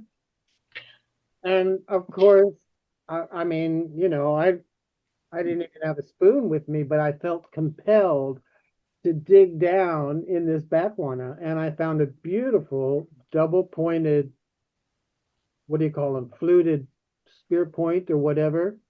Excellent condition. I showed it to George Stewart one time, and he goes, "This is one of the best examples I've seen." But I mean, and those other little depressions that you mentioned that weren't post holes, were they drip holes, and could they have been cache? Yeah, well, they had stuff in them, you know. So they had one of them had a little snuff bottle that was carved. It was beautiful. And then we found bone and ceramics and other things down in these holes. Oh, But and I really thought because Dory Rentz and Barbara had suggested that they had scaffolds right in petroglyph, but these couldn't be scaffolds because the ceiling was like it was so tiny, like you had to sit, you couldn't even partially stand up under some of these holes, and so we really someday I'd like to crowdsource some ideas about these holes. So I had a student that worked in Turkey, and she said, "Oh, those are retrieval pits," and I'm like, "What's that?" Right? So I don't know, but they do seem to be some kind of an offering thing, right? They didn't all have stuff in them, but right. and there was no evidence that there was any wood in it, even though they're the right size for post holes. They were like 8 to 10 centimeters. So they were the right size, but I don't think they were post holes. Maybe a little altar thing, but Mm. I don't know. Well, They're a mystery. it'd be a nice place if you wanted to go in and make an offering and put in something personal. You could dig down in the hole in the back guano and put your thing and then cover it back up. Nobody would know it's there. So I can understand, how that would be. Yeah, Uh, I mean that's as good as anything. I have no idea. There's so many mysterious things in caves. I find stuff that I have no idea. I'm going to write an article someday called "Lost Rituals of the Ancient Maya" because it's stuff that they're doing something, but we have absolutely no idea of right. what this stuff is. Like I did this one cave called Eduardo Carraz, which I'm sure people have read the report that David Pendergast wrote. And in the back of Eduardo Carraz, he didn't report this because I don't think he got back there all the way. But there was this whole room that was full of these things. We're calling them corn moles. And what they are is there's some kind of clay calcite kind of thing that have corn impressions. and it looks like they took baskets and dumped them out, and that the corn rotted away, and it leaves all these impressions in whatever this gunk is, and the whole floor was littered with these things. Well, I don't know. uh, Right? So I mean, it's corn, and but there was other stuff too. And so there was also some basket impressions, and there was something that might have been pine needle. They were very weird. Scott, hang on 1 second. I want to call Alan out here because yeah. this is brilliant. Alan, I never thought of this. Would that be virgin water or amniotic fluid from the interior? You know, from the ethnography, maybe amniotic fluid, or maybe it's breast milk. I don't know, but that's a brilliant idea, Alan. I had never thought of it. I love that. Yeah. um, Okay, Scott, what you got? Scott's your, got a question. who? I was just going to throw out one thing for your small Sure. post holes that aren't post holes. Yeah. We've got some in the Mimbris that we're pretty confident were for umbilical cords. Oh, really? Oh. Oh. There's one room at one site that had when Harry, Harry Schaefer Yeah. was presenting this to us, and he's like, "This room is down in the southeast corner, very sort of isolated." And he's like, "It's got 20 some post holes all randomly." And Barb Roth and I immediately said, "Those are umbilical cords." And we found a similar room in one of the other sites, so it's not as well documented. But how would you know that? Were there the remains there, or what? How would you know that umbilical cords had been in there? It's just a hypothesis based on ethnographic information. Oh, okay. 'Cause I think We're about pretty confident about that. We think the room itself was a women's site. So the thing that would be to look at is this part of the cave a women's area, perhaps? Like Cheryl Clausen has documented in the southeast with rock shelters that were women's sites. mm, Like if you find grinding features and there's most of the other things that she would point to for evidence would not survive because they're perishable. But if you find grinding features in association, that's one thing to look for. Huh. Anyway, just one thing to throw out. Cool idea. I hadn't thought of that one. There you go. thanks for your shout out to Jaime Awe. I mean, I've been hanging with Jaime for a couple decades, but I went to Belize specifically to meet with him and to record him talking about the couple panels there from Caracol Naranjo that they had discovered at Zunantanich. And I had eaten lunch at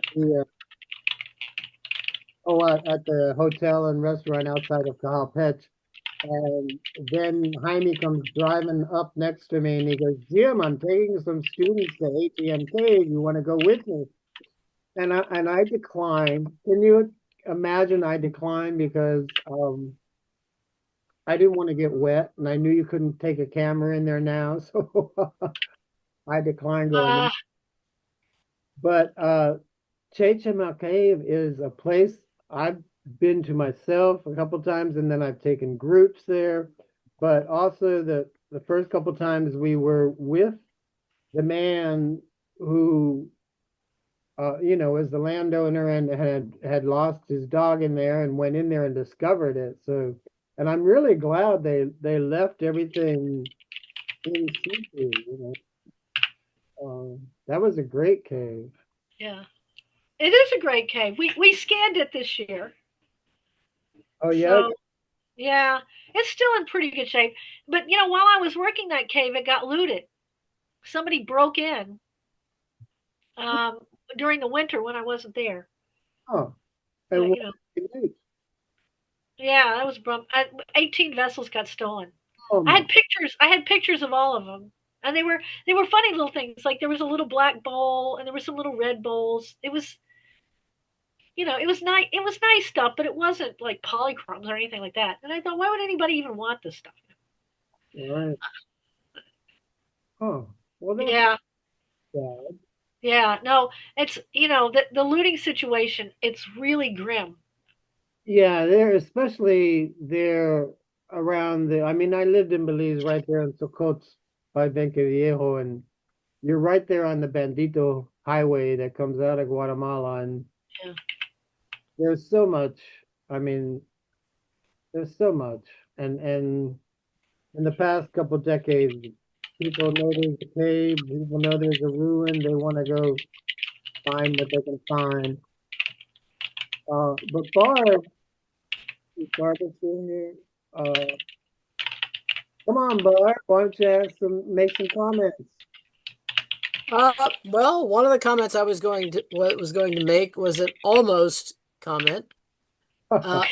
In 1973, I had a canoe in Belize. I had a 17-foot aluminum canoe, and boy, did I enjoy the heck out of that because that's something that's pretty easy. Even one person in good shape can pick that thing up and carry it. And so wherever portages were needed, it was pretty easy to do it. But I took that thing on a number of rivers. But one of the things that I did with it would have been in 1973 when my brother came down and visited me for a couple of weeks. I had heard rumors. Now, this is again 73, but I'd heard rumors that there was a cave way up on Roaring Creek.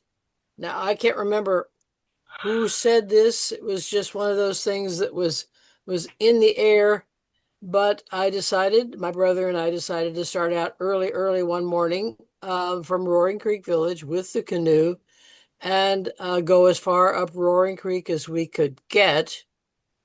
And it turned out to be very slow going because as you get further upstream, there were lots and lots of fallen logs across the creek and lots of big snags and just branches hanging down and lots of places where we had to get out and push the canoe underneath things or drag branches out of the way or carry the canoe around. And so the travel was much slower than we thought, but nonetheless, when you're traveling by creek as opposed to a trail that runs alongside, you're having to traverse just all of the loops of the stream itself, and so it was getting dark. I mean, we started out at first light. It was getting dark, and we're pretty far up there. I can't honestly tell you how close to Aktun Tunichil Muknal we might have been. But I think that we would have found it if we had persisted. But it was getting dark enough that we're thinking, you know what? We don't really want to have to go back at night. We did have headlamps, but had been slow enough going, just getting as far as we got. So we turned around and and never made another attempt. So yeah, but I can't complain. I got to make a lot of first discoveries in Belize, as Holly knows, and I'm quite happy about the privilege of doing a lot of caving, hardcore, serious caving back in the early 70s, at a time when no one else was really doing that, and working for the archaeology department as a Peace Corps volunteer. So I pretty much had carte blanche to go into caves and document and remove artifacts. They wanted artifacts to be taken out unless there was absolutely no risk that they would be looted. And how do you know in that case? Just in the category of unexplained rituals, if that was the title, in Caves Branch Cave, the main stream passage actually has a side passage, and we went up the side passage and found an awful lot of otherwise, not previously discovered polychrome vessels that were cemented into the floor, things like this. These were first discoveries, and fairly far up that stream passage, there was a section where the water got pretty deep. But we're traveling in inner tubes at this point. We're not just swimming. And in one of those deep sections, just on the side of the stream, on the mud bank, there were bunches of net sinkers, ceramic net sinkers. Oh. And, I could imagine that a net that was being weighed down with these sinkers, there were, I don't know, a couple dozen of them anyway, just all in a bunch on the side of the bank. And this is old. This would have been deposited there probably in the late Classic. There was some ritual activity there, some charcoal. I think there was a stingray spine. There were a couple ceramic vessels. But I have to question, you God in the universe, what is this? Is this a fishing ritual? There were big catfish in that stream in different places. There were places where you could walk in water that was, maybe up to your knees or a little deeper. And if you're good at it, you'd see these monstrous catfish, and you could just reach down and grab them, if you weren't too afraid of getting nailed with a catfish spine. We didn't try catching them that way, but they were right there. And so here's a situation where the very unusual ritual evidence involving net sinkers in a cave. Well, Chuck is a fisherman. That's right. You're absolutely right. Maybe he noodled. They were doing noodling, cave noodling. Well, I'm sure that those net sinkers have got to be in the archives of the archaeology department somewhere, wherever they got things like that stored from the 70s, with all the documentation that I could provide. And it's still, I think, something of a mystery because it was clearly a ritual activity area. It wasn't just somebody accidentally leaving these behind. Right. Yeah. Oh, yeah. And you had the snake up on the speleothem. Oh, yeah. That was in That's Petroglyph another Cave. weird one. Two of Yeah. them. Had two of them coiled, they had been carried in and they were left on these, some of the speleothems in that big chamber, the downstream burial chamber in Petroglyph Cave. Some of the speleothems have these great big blades, these sort of flat, almost like flower petals on them. They're just huge. And these snake skeletons had been positioned coiled up by humans, obviously. I don't think the snake crawled in there and died and stayed that way. And that's the mystery as well. What's this? It was I think between us, we could probably come up with a long list, Oh, yeah, we could. Definitely. Curiosities. A long and fabulous list. Yeah. Yes. With pictures. Just goes to show there's a lot we don't know. A lot we don't know about what they were doing in caves. And a lot that we are starting to figure out, and we're seeing that it's a much more ample range of activities than we previously thought.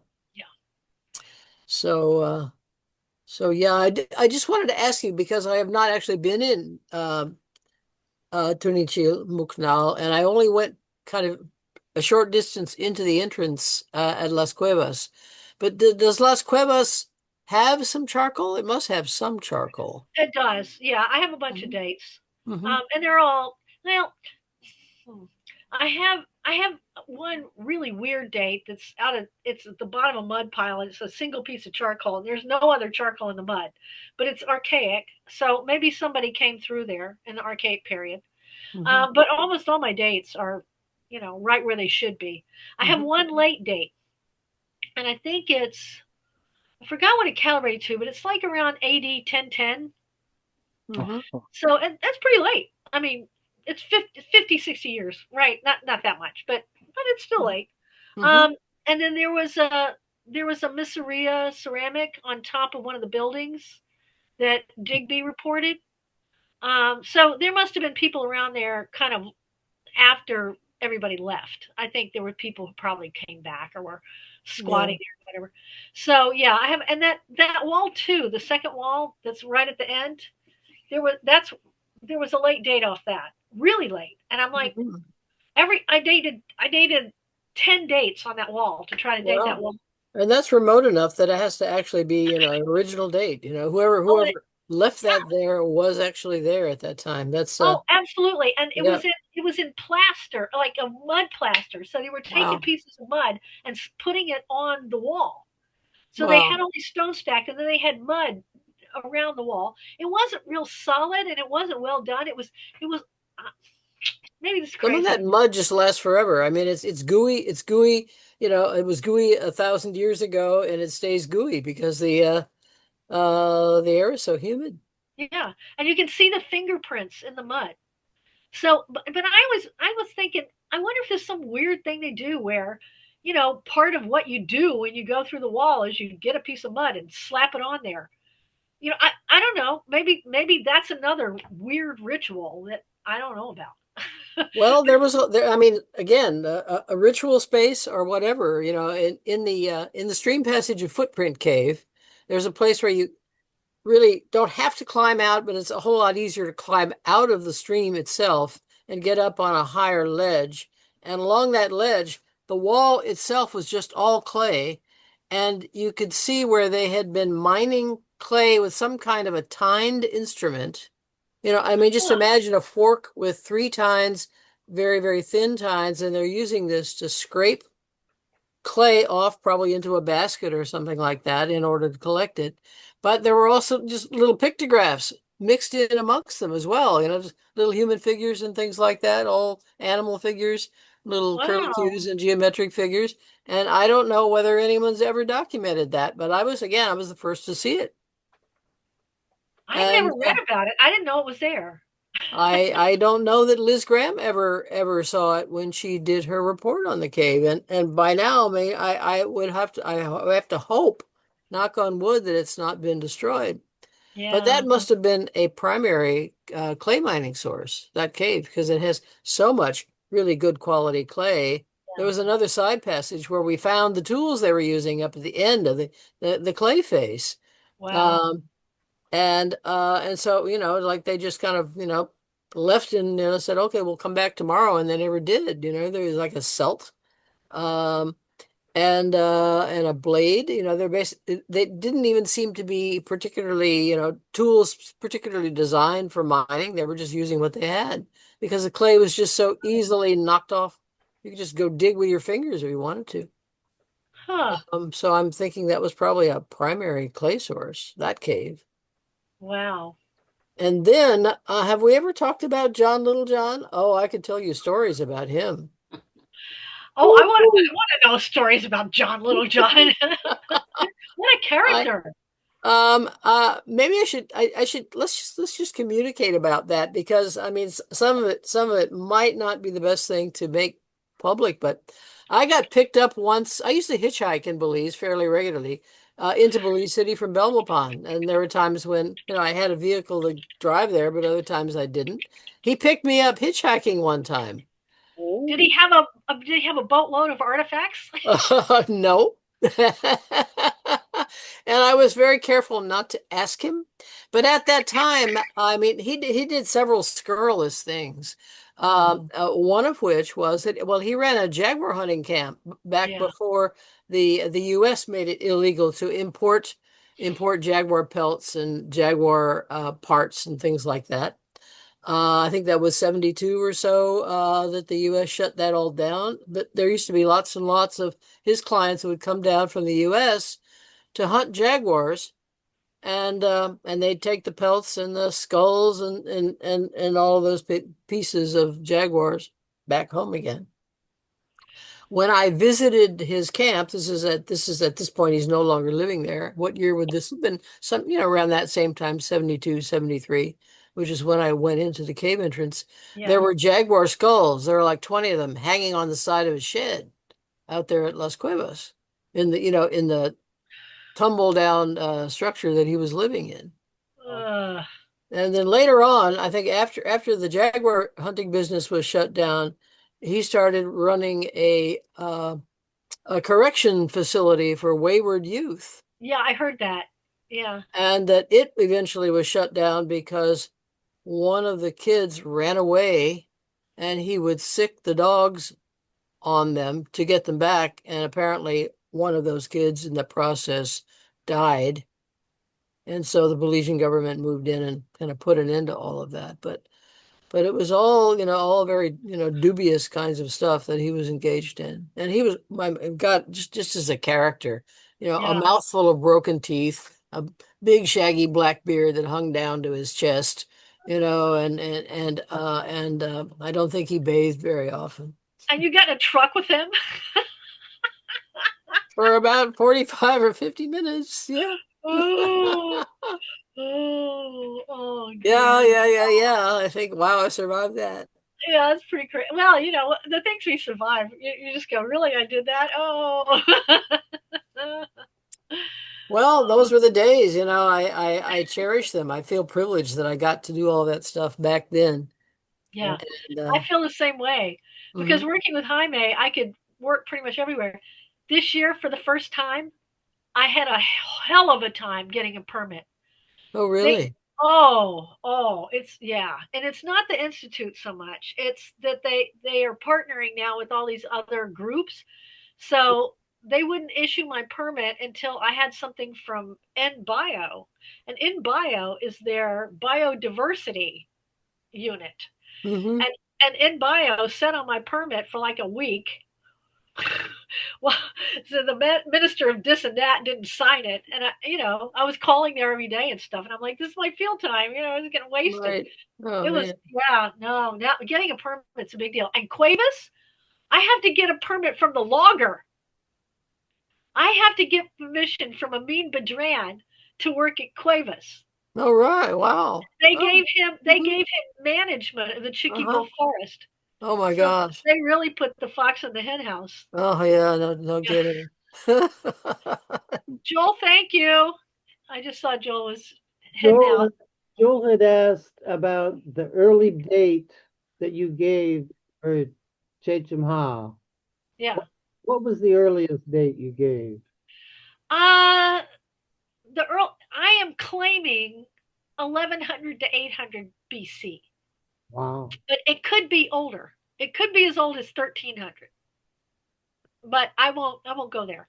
So I'm using the same dates that Jim Garber and Jaime are using for Cajalpesh and Floral Park, or not.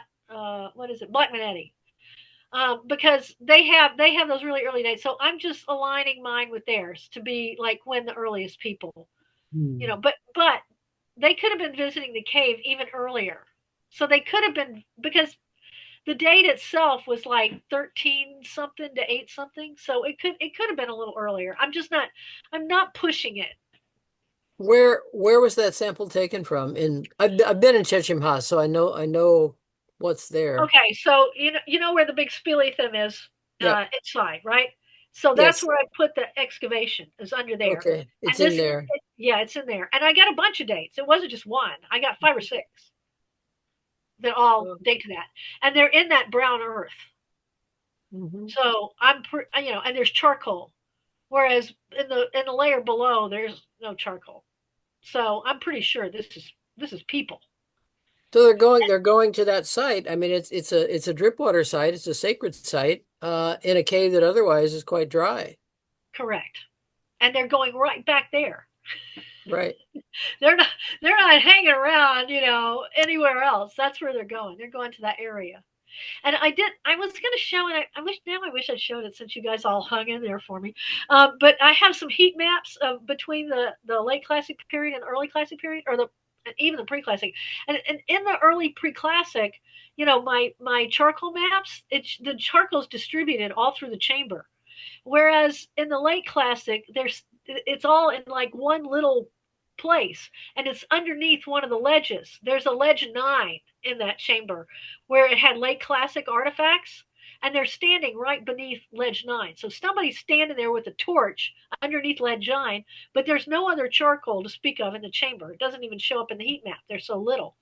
Whereas in the heat map and the early stuff, it's all over the place, which suggests to me they're like singing and dancing or praying, or they're wandering around in that chamber.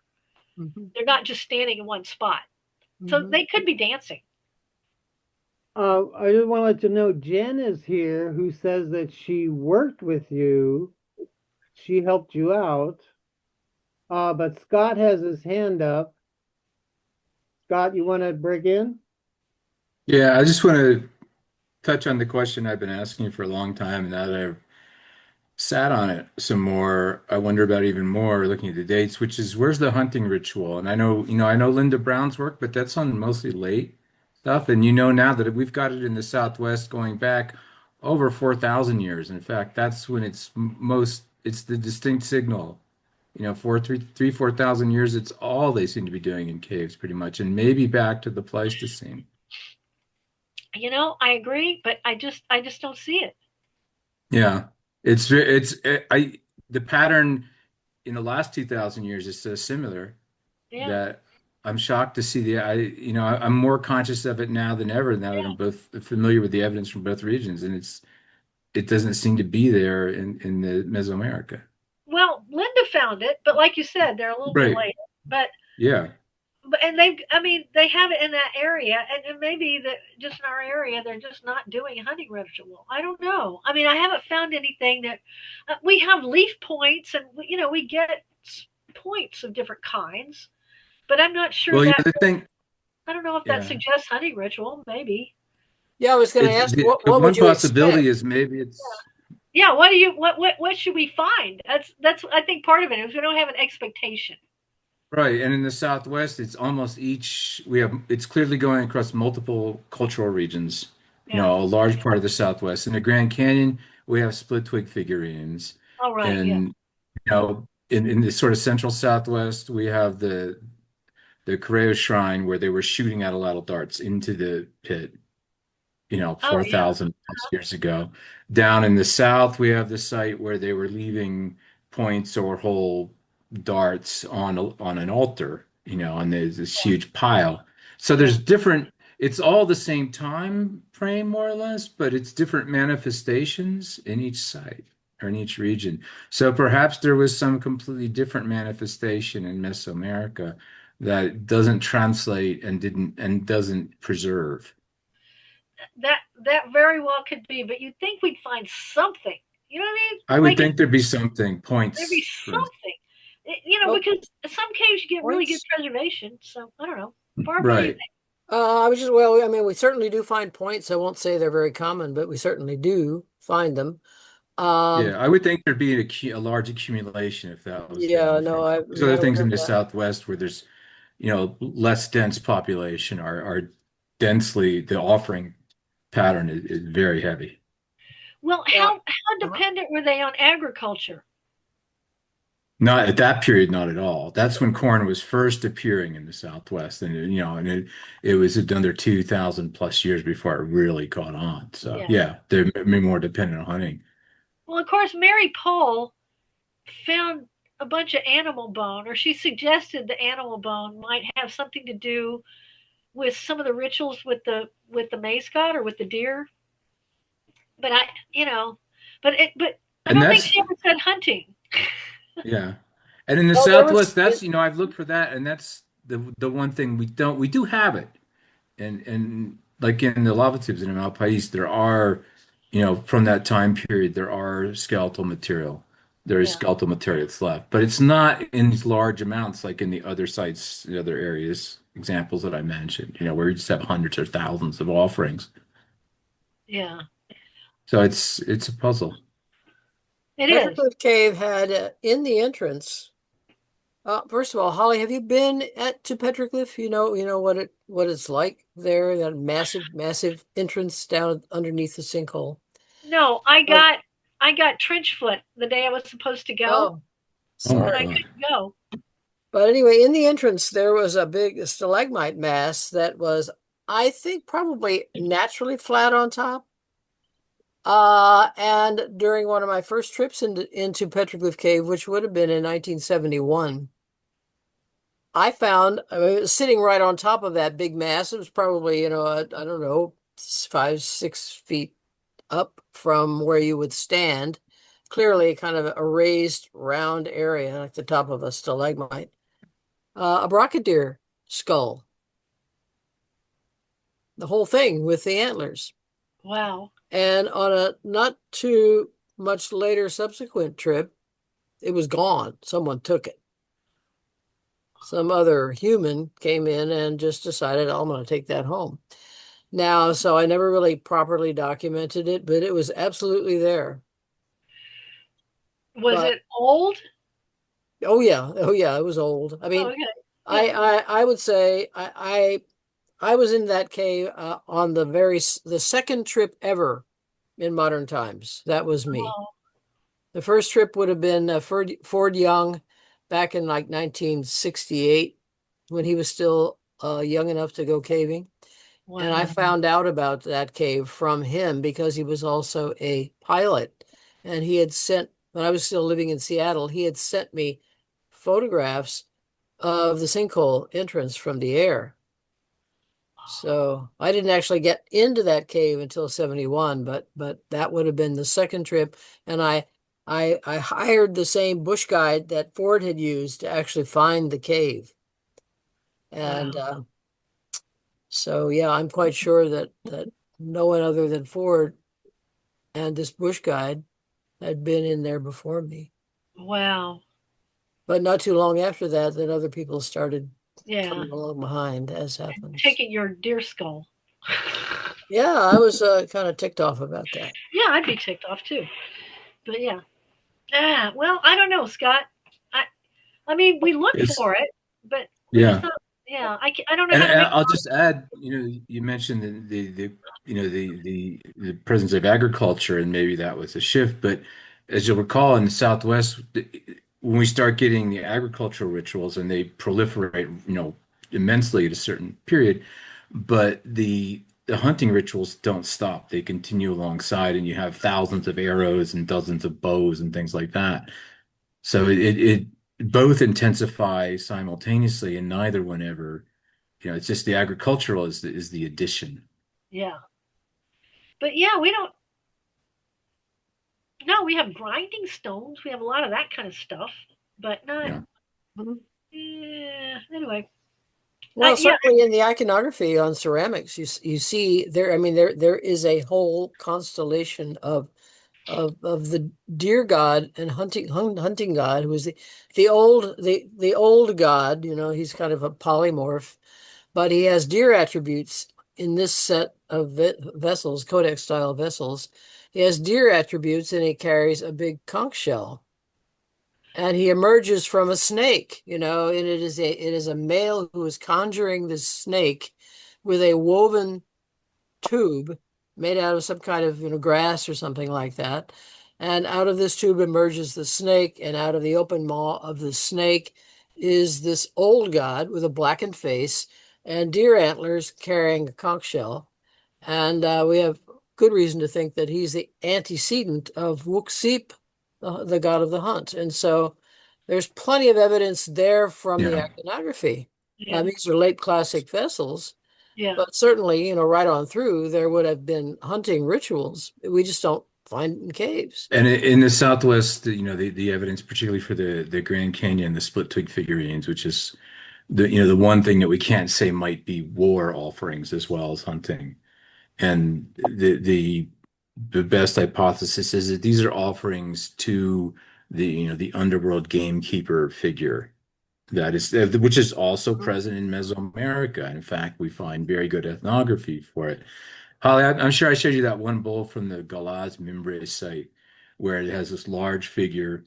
He has fire on his head. He's carrying the rabbit throwing sticks in both hands, like boomerangs, and then he has three small dependents carrying his enormous phallus, ahead of him. Hmm. And I do think I that's, haven't seen you know, that one. I had never showed you that. I'm sure I showed you Oh, that. Well, I'll send it. I'll send it to you. do But send he's a photo. it's quite a bull. It's been repatriated, and I think it's getting reburied very Oh, soon. But there's lots oh, of images of it. But I think that's an image of the underworld gamekeeper. I talked to Jim about I think there's one mention in one of his papers of the underworld gamekeeper having this enormous phallus in it. But he's got the fire in his head too, so it's kind of like the old fire god, type figure too. that's trippy. Hey, I'll Jim, send you that. Well, I'll keep looking for a hunting ritual.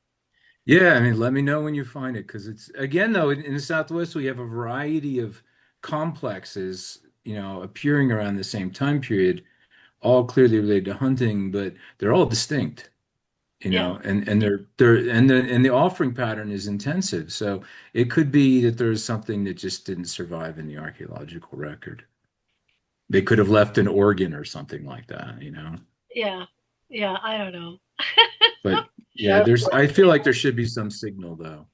I wouldn't say that it would be necessarily found in caves because that wouldn't be where they would go to maybe interact with a hunting god. It would seem to be some altar out in nature, out outdoors, not in an interior cave.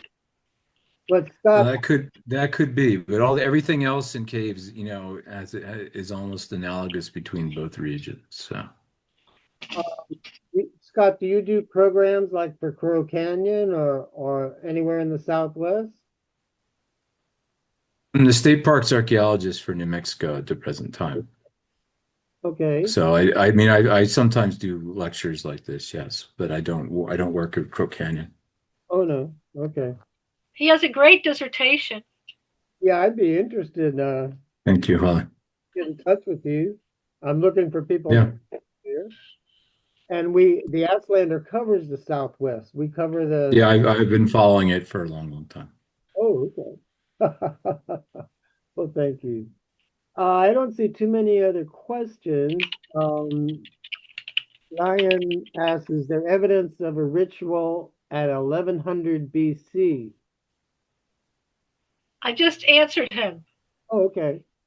We have lots of charcoal and some crappy shirts. Oh, I see. Crappy shirts. Yeah, very crappy shirts. Uh, Mostly non-diagnostics, but some of them looked very Cuneill-like. So I'm assuming that they're the type variety for that period would be called Cuneill. I was pretty sure they're Cuneill. So I was exporting them to the States, and I was driving, and I had to stop at the border at Texas, and the border guy took my box. I had a little box of stuff, including all the shirts, and they opened my box while I couldn't see. He took it into another room, and he gave it back. And when I got home, my early classic shirts were not there. oh, So I don't know whether they didn't get into the box or he forgot to put them back in if he was looking through. I don't know. But they disappeared in transit. Hmm. Yeah, that was a bummer. But I have pictures of them. Yeah.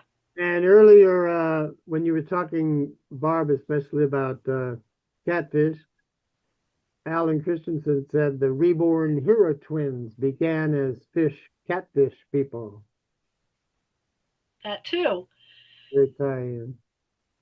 Yeah. The catfish thing. Yeah, Mhm. I love the netting, the nets, net weights. That's Yeah. incredible. Yeah. Yeah, I mean they were just utilitarian sherds that had been carved into these little Yeah. sort of loosely hourglass shaped net sinkers with holes punched into them. Yeah, I messaged an image of that bowl, Holly. Wow. That's really something. I think it may be the underworld gamekeeper figure. Why does he have such a large phallus? That's a good question, but it does sometimes that is associated with that figure. Interesting. Of course, You that's not the thing that gets recorded in a lot of the older ethnographies at all. So that is a crazy bowl. Too bad it's going away. But at least you got a picture of it. There you go. yeah, it's well documented and it has solid provenience. It's not a fake like a lot of the other. Yeah. Is Yeah. it possible to share it right now? It's in the I posted the image as a message. I think you can download it. Is it in the chat? yes. Yeah. Yeah. Yeah, if you click the little blue button, Barbara, you can download it. Let me see if I had to scroll to where it would be. Oh, okay, I see where it is. Okay, I'm gonna go ahead and click the save as. And And then Yeah, I don't know if you can't save it, message me. I'll put my email in right there. now it looks as though my computer's going to let me save it. Okay. So I'm just going to put it on my desktop and then I'll find some other place to put it. Thank you. Yeah. It's very There's my email if you want to know more about the provenience. Archeospelio@gmail.com. Thank you. Yeah. and what could I put as a title for that image? What is that a god? Is it a hunting god or what is it? I mean, there's no Southwest ethnography that fits it well, but that's my hypothesis. I would just mark it as. I can give you the MIMPID number for it. Here, hold on. Well, Well, Barbara, I sent you notes earlier. You probably didn't see them. Uh, notes, you mean tonight? I've been sending you little questions and stuff. Oh, you sent them earlier today? Yeah, they're on the chat. Oh, Anyway, oh, okay. Let me see. I'll scroll up there and see if I can find them. Um, And Barb, was that canoe is that the one you used when you recorded the song in the cave? yes, it certainly was. Yeah, that made it possible to go into that place with a guitar and a tape recorder and two people. Uh, And that who was was quite oh, I forget who was with you. Carol Joe Russian, and it was in the Blue Hole. I mean, the Blue Hole itself, downstream, down the road from Belmopan, is a well-known place, but it's actually where the main stream in St. Herman's Cave resurges to the surface, but then the stream immediately dives underground again. But to get into that next chamber, you've got to be willing to swim into the dark zone in deep water, and at that point, the water becomes like 40 or 50 feet deep, and it's a siphon. But to take the canoe in there, there was a fairly low ceiling, and we were in the canoe, but we had to basically lie down flat almost below the gunnels and pull ourselves along the ceiling to get into the chamber. Then once we were in there, you're in deep water with a very high ceiling, probably 40, 50 feet, and it had perfect resonance or perfect echo capabilities such that you could sing three notes of a chord like ah, and then sit back and listen to the whole chord for 30 seconds. Wow. wow. And so, I mean, it's just an astonishing place. And so we thought, okay, need to come back in here and record. What'd you Actually, see? I had found it with inner tubes before I took the canoe in there, so that's how I knew about it. And then came back in with the canoe with the tape recorder and the guitar. And that recording is available. I can share it around. Yeah, I'd like to share it again. It's been more than a year, I think. I mean, it's That'd on be the great. National Speleological Society Cave Ballad Salon website. If you could, I mean, you could just do a Google search to National Speleological Society Cave Ballad Salon, and the song is called "The Encounter of the Long Count Keeper," Yeah. and it was recorded multiple times, but that was the most interesting recording in that chamber. And but I'm happy if someone wants to just ask me. Jim has my email address. I'll be happy to share a link to it. Well, you could share it with me again. I'd like to publish it Yeah, again. I mean, I can do that. Right now, it's a little bit tricky for me to go and fetch it. I do it right now, but that's, I'm going to have to be, kind of away from this discussion to go get it. But I can share it with you, and But then you can share it around. just let it be known that Barbara's signed up for her third Zoom with me next year, and actually less than a year from now, in September. What am I going to talk about? Did I say? No, you said you'd decide. Okay. Okay. Sure. I have Barb in September. Question. September next year. Oh, Next year. Yay. All right. I could work you in sooner than that, but No, no, that's fine. thinking I would That's have fine. one person a year next year, like take a little break and Hmm. not be emailing people so many times a month. But already I've got two planned a month through May. So if Yeah, well, you wanted to be sooner than September, you're welcome. no. I'm fine with that. Really. No, there's a lot of other wonderful people presenting, and it's just superb to see how popular the IMS and Ostlander have become, and so more power to you. Alrighty. Well, with that, I don't see any more questions. Scott, is your hand up from earlier, or did you Oh have? yeah, I'm sorry. I guess you have to put it down here. And Holly, I'm looking for. You said you sent me some notes, and I'm I scrolling up. did. I said let's do an article on cave pilgrimage. Yes, let's do. But I'm trying to find it. I mean, do you have my current email address? That might be the That's best what way. I wasn't sure if I have it. What is It's it? it's Kan BOLAY11 at gmail.com, and just pop me a one-liner, and then we'll be in touch about it. Okay. I'm going to do that. No, Cool. we should do that. I know we need to do we've that. And got I wanted to know. two sides of the story Oh between us. yeah, it'd be great. So I also wanted to know if your book came out. No, I mean my book, Not Too Niche. No, I got so distracted. I actually got hung up on one particular issue that I couldn't resolve for the longest time, a year and a half or so, beating my head on this dating problem. And I finally solved it. And I published it in the Auslander magazine. It was, I think, November of last year. And the article is titled A Fire Carrying Ritual in Natunich with the new dates. And so I finally figured it out, and a whole lot of other stuff came together, and it turns out to be a very important nexus of ritual and political activity in Nathunich, very important, in which they're documenting an attack. Oh, And so that article is now out on Auslander. I think it's November of last year. But with that in hand, now I can go ahead and finish the book.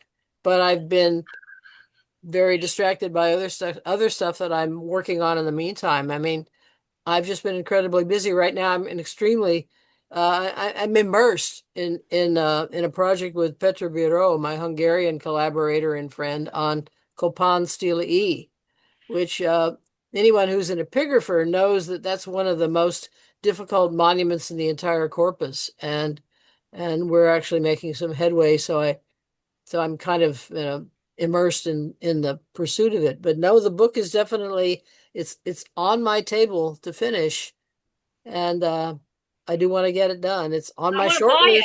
list. It's on my short list. All right. Well, I'm going to get on your short list.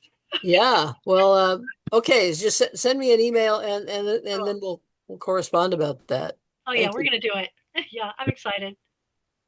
Okay. I mean, is there anything? I've I'm been just I've been scrolling through. intending to email you since your talk last time when you talked Yeah. about pilgrimage at Nitrogen, and I it's the intention's been there, but I've been busier than a one-legged man at an ass-kicking contest. So Yeah, I feel the same way. I mean, and I remember you were talking about the evidence for pilgrimage at Las Cuevas. I'm thinking that the actual physical layout is very similar to Natunich. There's that monstrous entrance chamber, which I don't know if anyone's actually come forward and said how many people it could hold, but you know, certainly hundreds and hundreds yeah, easily. yeah. And then that balcony, which in part was natural, and then part of which they had constructed, such that someone could be an orator, could be up on top, speaking, and be able to fill that whole chamber with the voice. And then the cave itself had been sealed off or had pinched down, Oh, fairly small anyway. And then there were yeah, periods during which they sealed it off with broken stalactites. So yeah. there are definitely some similarities there. That's very And, interesting. and I'd say primarily, you want to name one thing they did at Natunich, I would say pilgrimage was it. Yeah.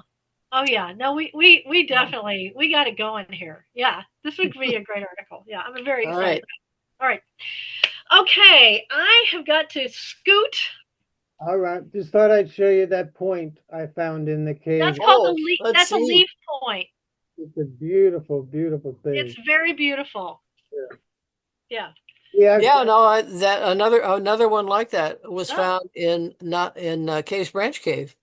oh yeah. yeah. I got a bunch of them. There's some in Chimpeach. I have a bunch actually. Some Yeah. out by San Antonio Village. There's one in Kana, I think. Yeah. They Cool. my friends had bought the land behind Sukot's where now they discovered the Sukot's workshop, lithic workshop. But we back in those times, in the 70s, we actually built their little thatch roof hut on top of one of these mounds of debris. But I could not go out. Not that I was looking for them, but if I dug a little hole to plant a banana plant, I would find things like this. It was Oh just yeah. unbelievable. But all right, I'll let you finish emailing whoever, and then we'll shut it down. Actually, I'll stick this in there because I'm looking at that section of chat where Joey had asked if he found evidence of human sacrifices, whether human sacrifices were done willingly or not. And this is something Holly and I have talked about a bit too, because we do have a lot of skeletal remains in caves. Many caves have a few, and some caves have quite a few. And my feeling about it is that they're not interments. They're not family members being taken into caves and laid out. That these are very likely captive sacrifices. I think probably most or all um, would qualify as captive sacrifices. And I would say in that case, they're probably not in the least bit willing. They may have been marched in there alive just to make it easier to get them in there, but I doubt that any of them went willingly. But it may be that there were obligations upon them once they've been taken captive. The myth about this for the Aztecs is that once they've been taken captive, then it would be a dishonor for them to get away and go back home. That would be much more honorable for them to allow themselves to be sacrificed. And I honestly don't know whether that was really true or not. I would think I would think they'd want to get away and would have done so anytime they could. What, Uh, like a butterfly death, or what do they call it? Where it was actually an honor.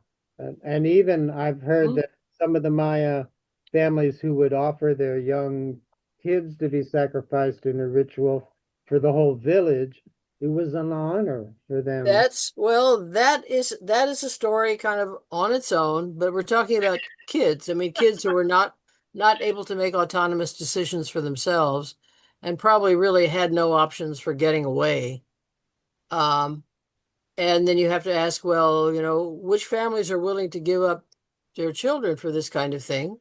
And how do we know whether these were willing offerings from members of one's own community or whether these were, in fact, raids on enemy communities where women and children were dragged back home for sacrifice? I think that certainly happened sometimes. Yeah. And as far as how much of it might have been willing, I don't know what evidence we have for it. And, if there's anything in the ethnohistorical literature, I'm not saying it isn't there. I can't pull it up out of my head right now.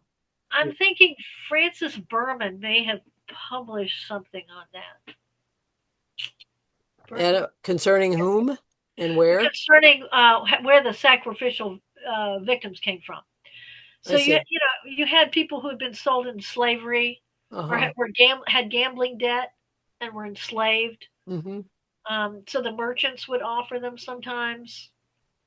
So these So are these are these are captives, or they're in some liminal status other yeah, than yeah, than recognized members of the community, right, and yeah, and so absolutely, yeah, so disposable. Yeah. yep, yep. And that with the babies, who knows? Maybe that's something you do with an unwanted baby. Yeah. Although you'd think, though, I mean, I don't know. I mean, we had infants as well in Petroglyph Cave, Yeah, quite a few, at least a dozen or so. Little yeah, tiny ones, I mean, yeah, less than a year old, yeah, and cemented to the floor, very hard to recover enough material to even sex them.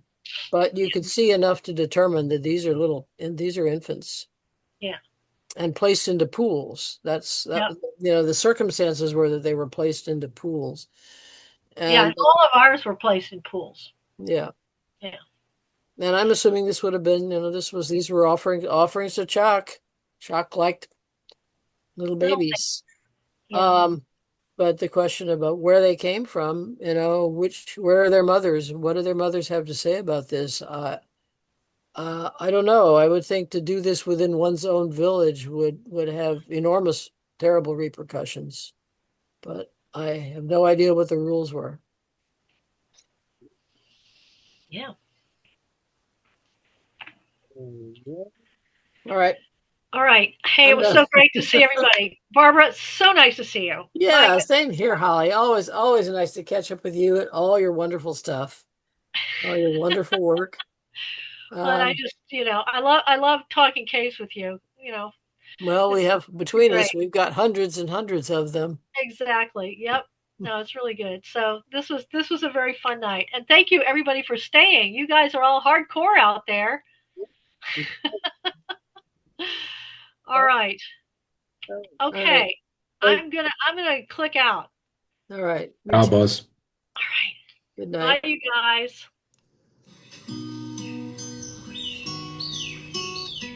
Thank you, Holly. And thank you, Barb. And thanks for watching this Axlander video. Please subscribe to our YouTube channel. To subscribe to free monthly issues of the Axlander magazine in the Americas, contact your host, Jim Reed, at jimreedmaya@gmail.com. Thanks again, and enjoy a great life.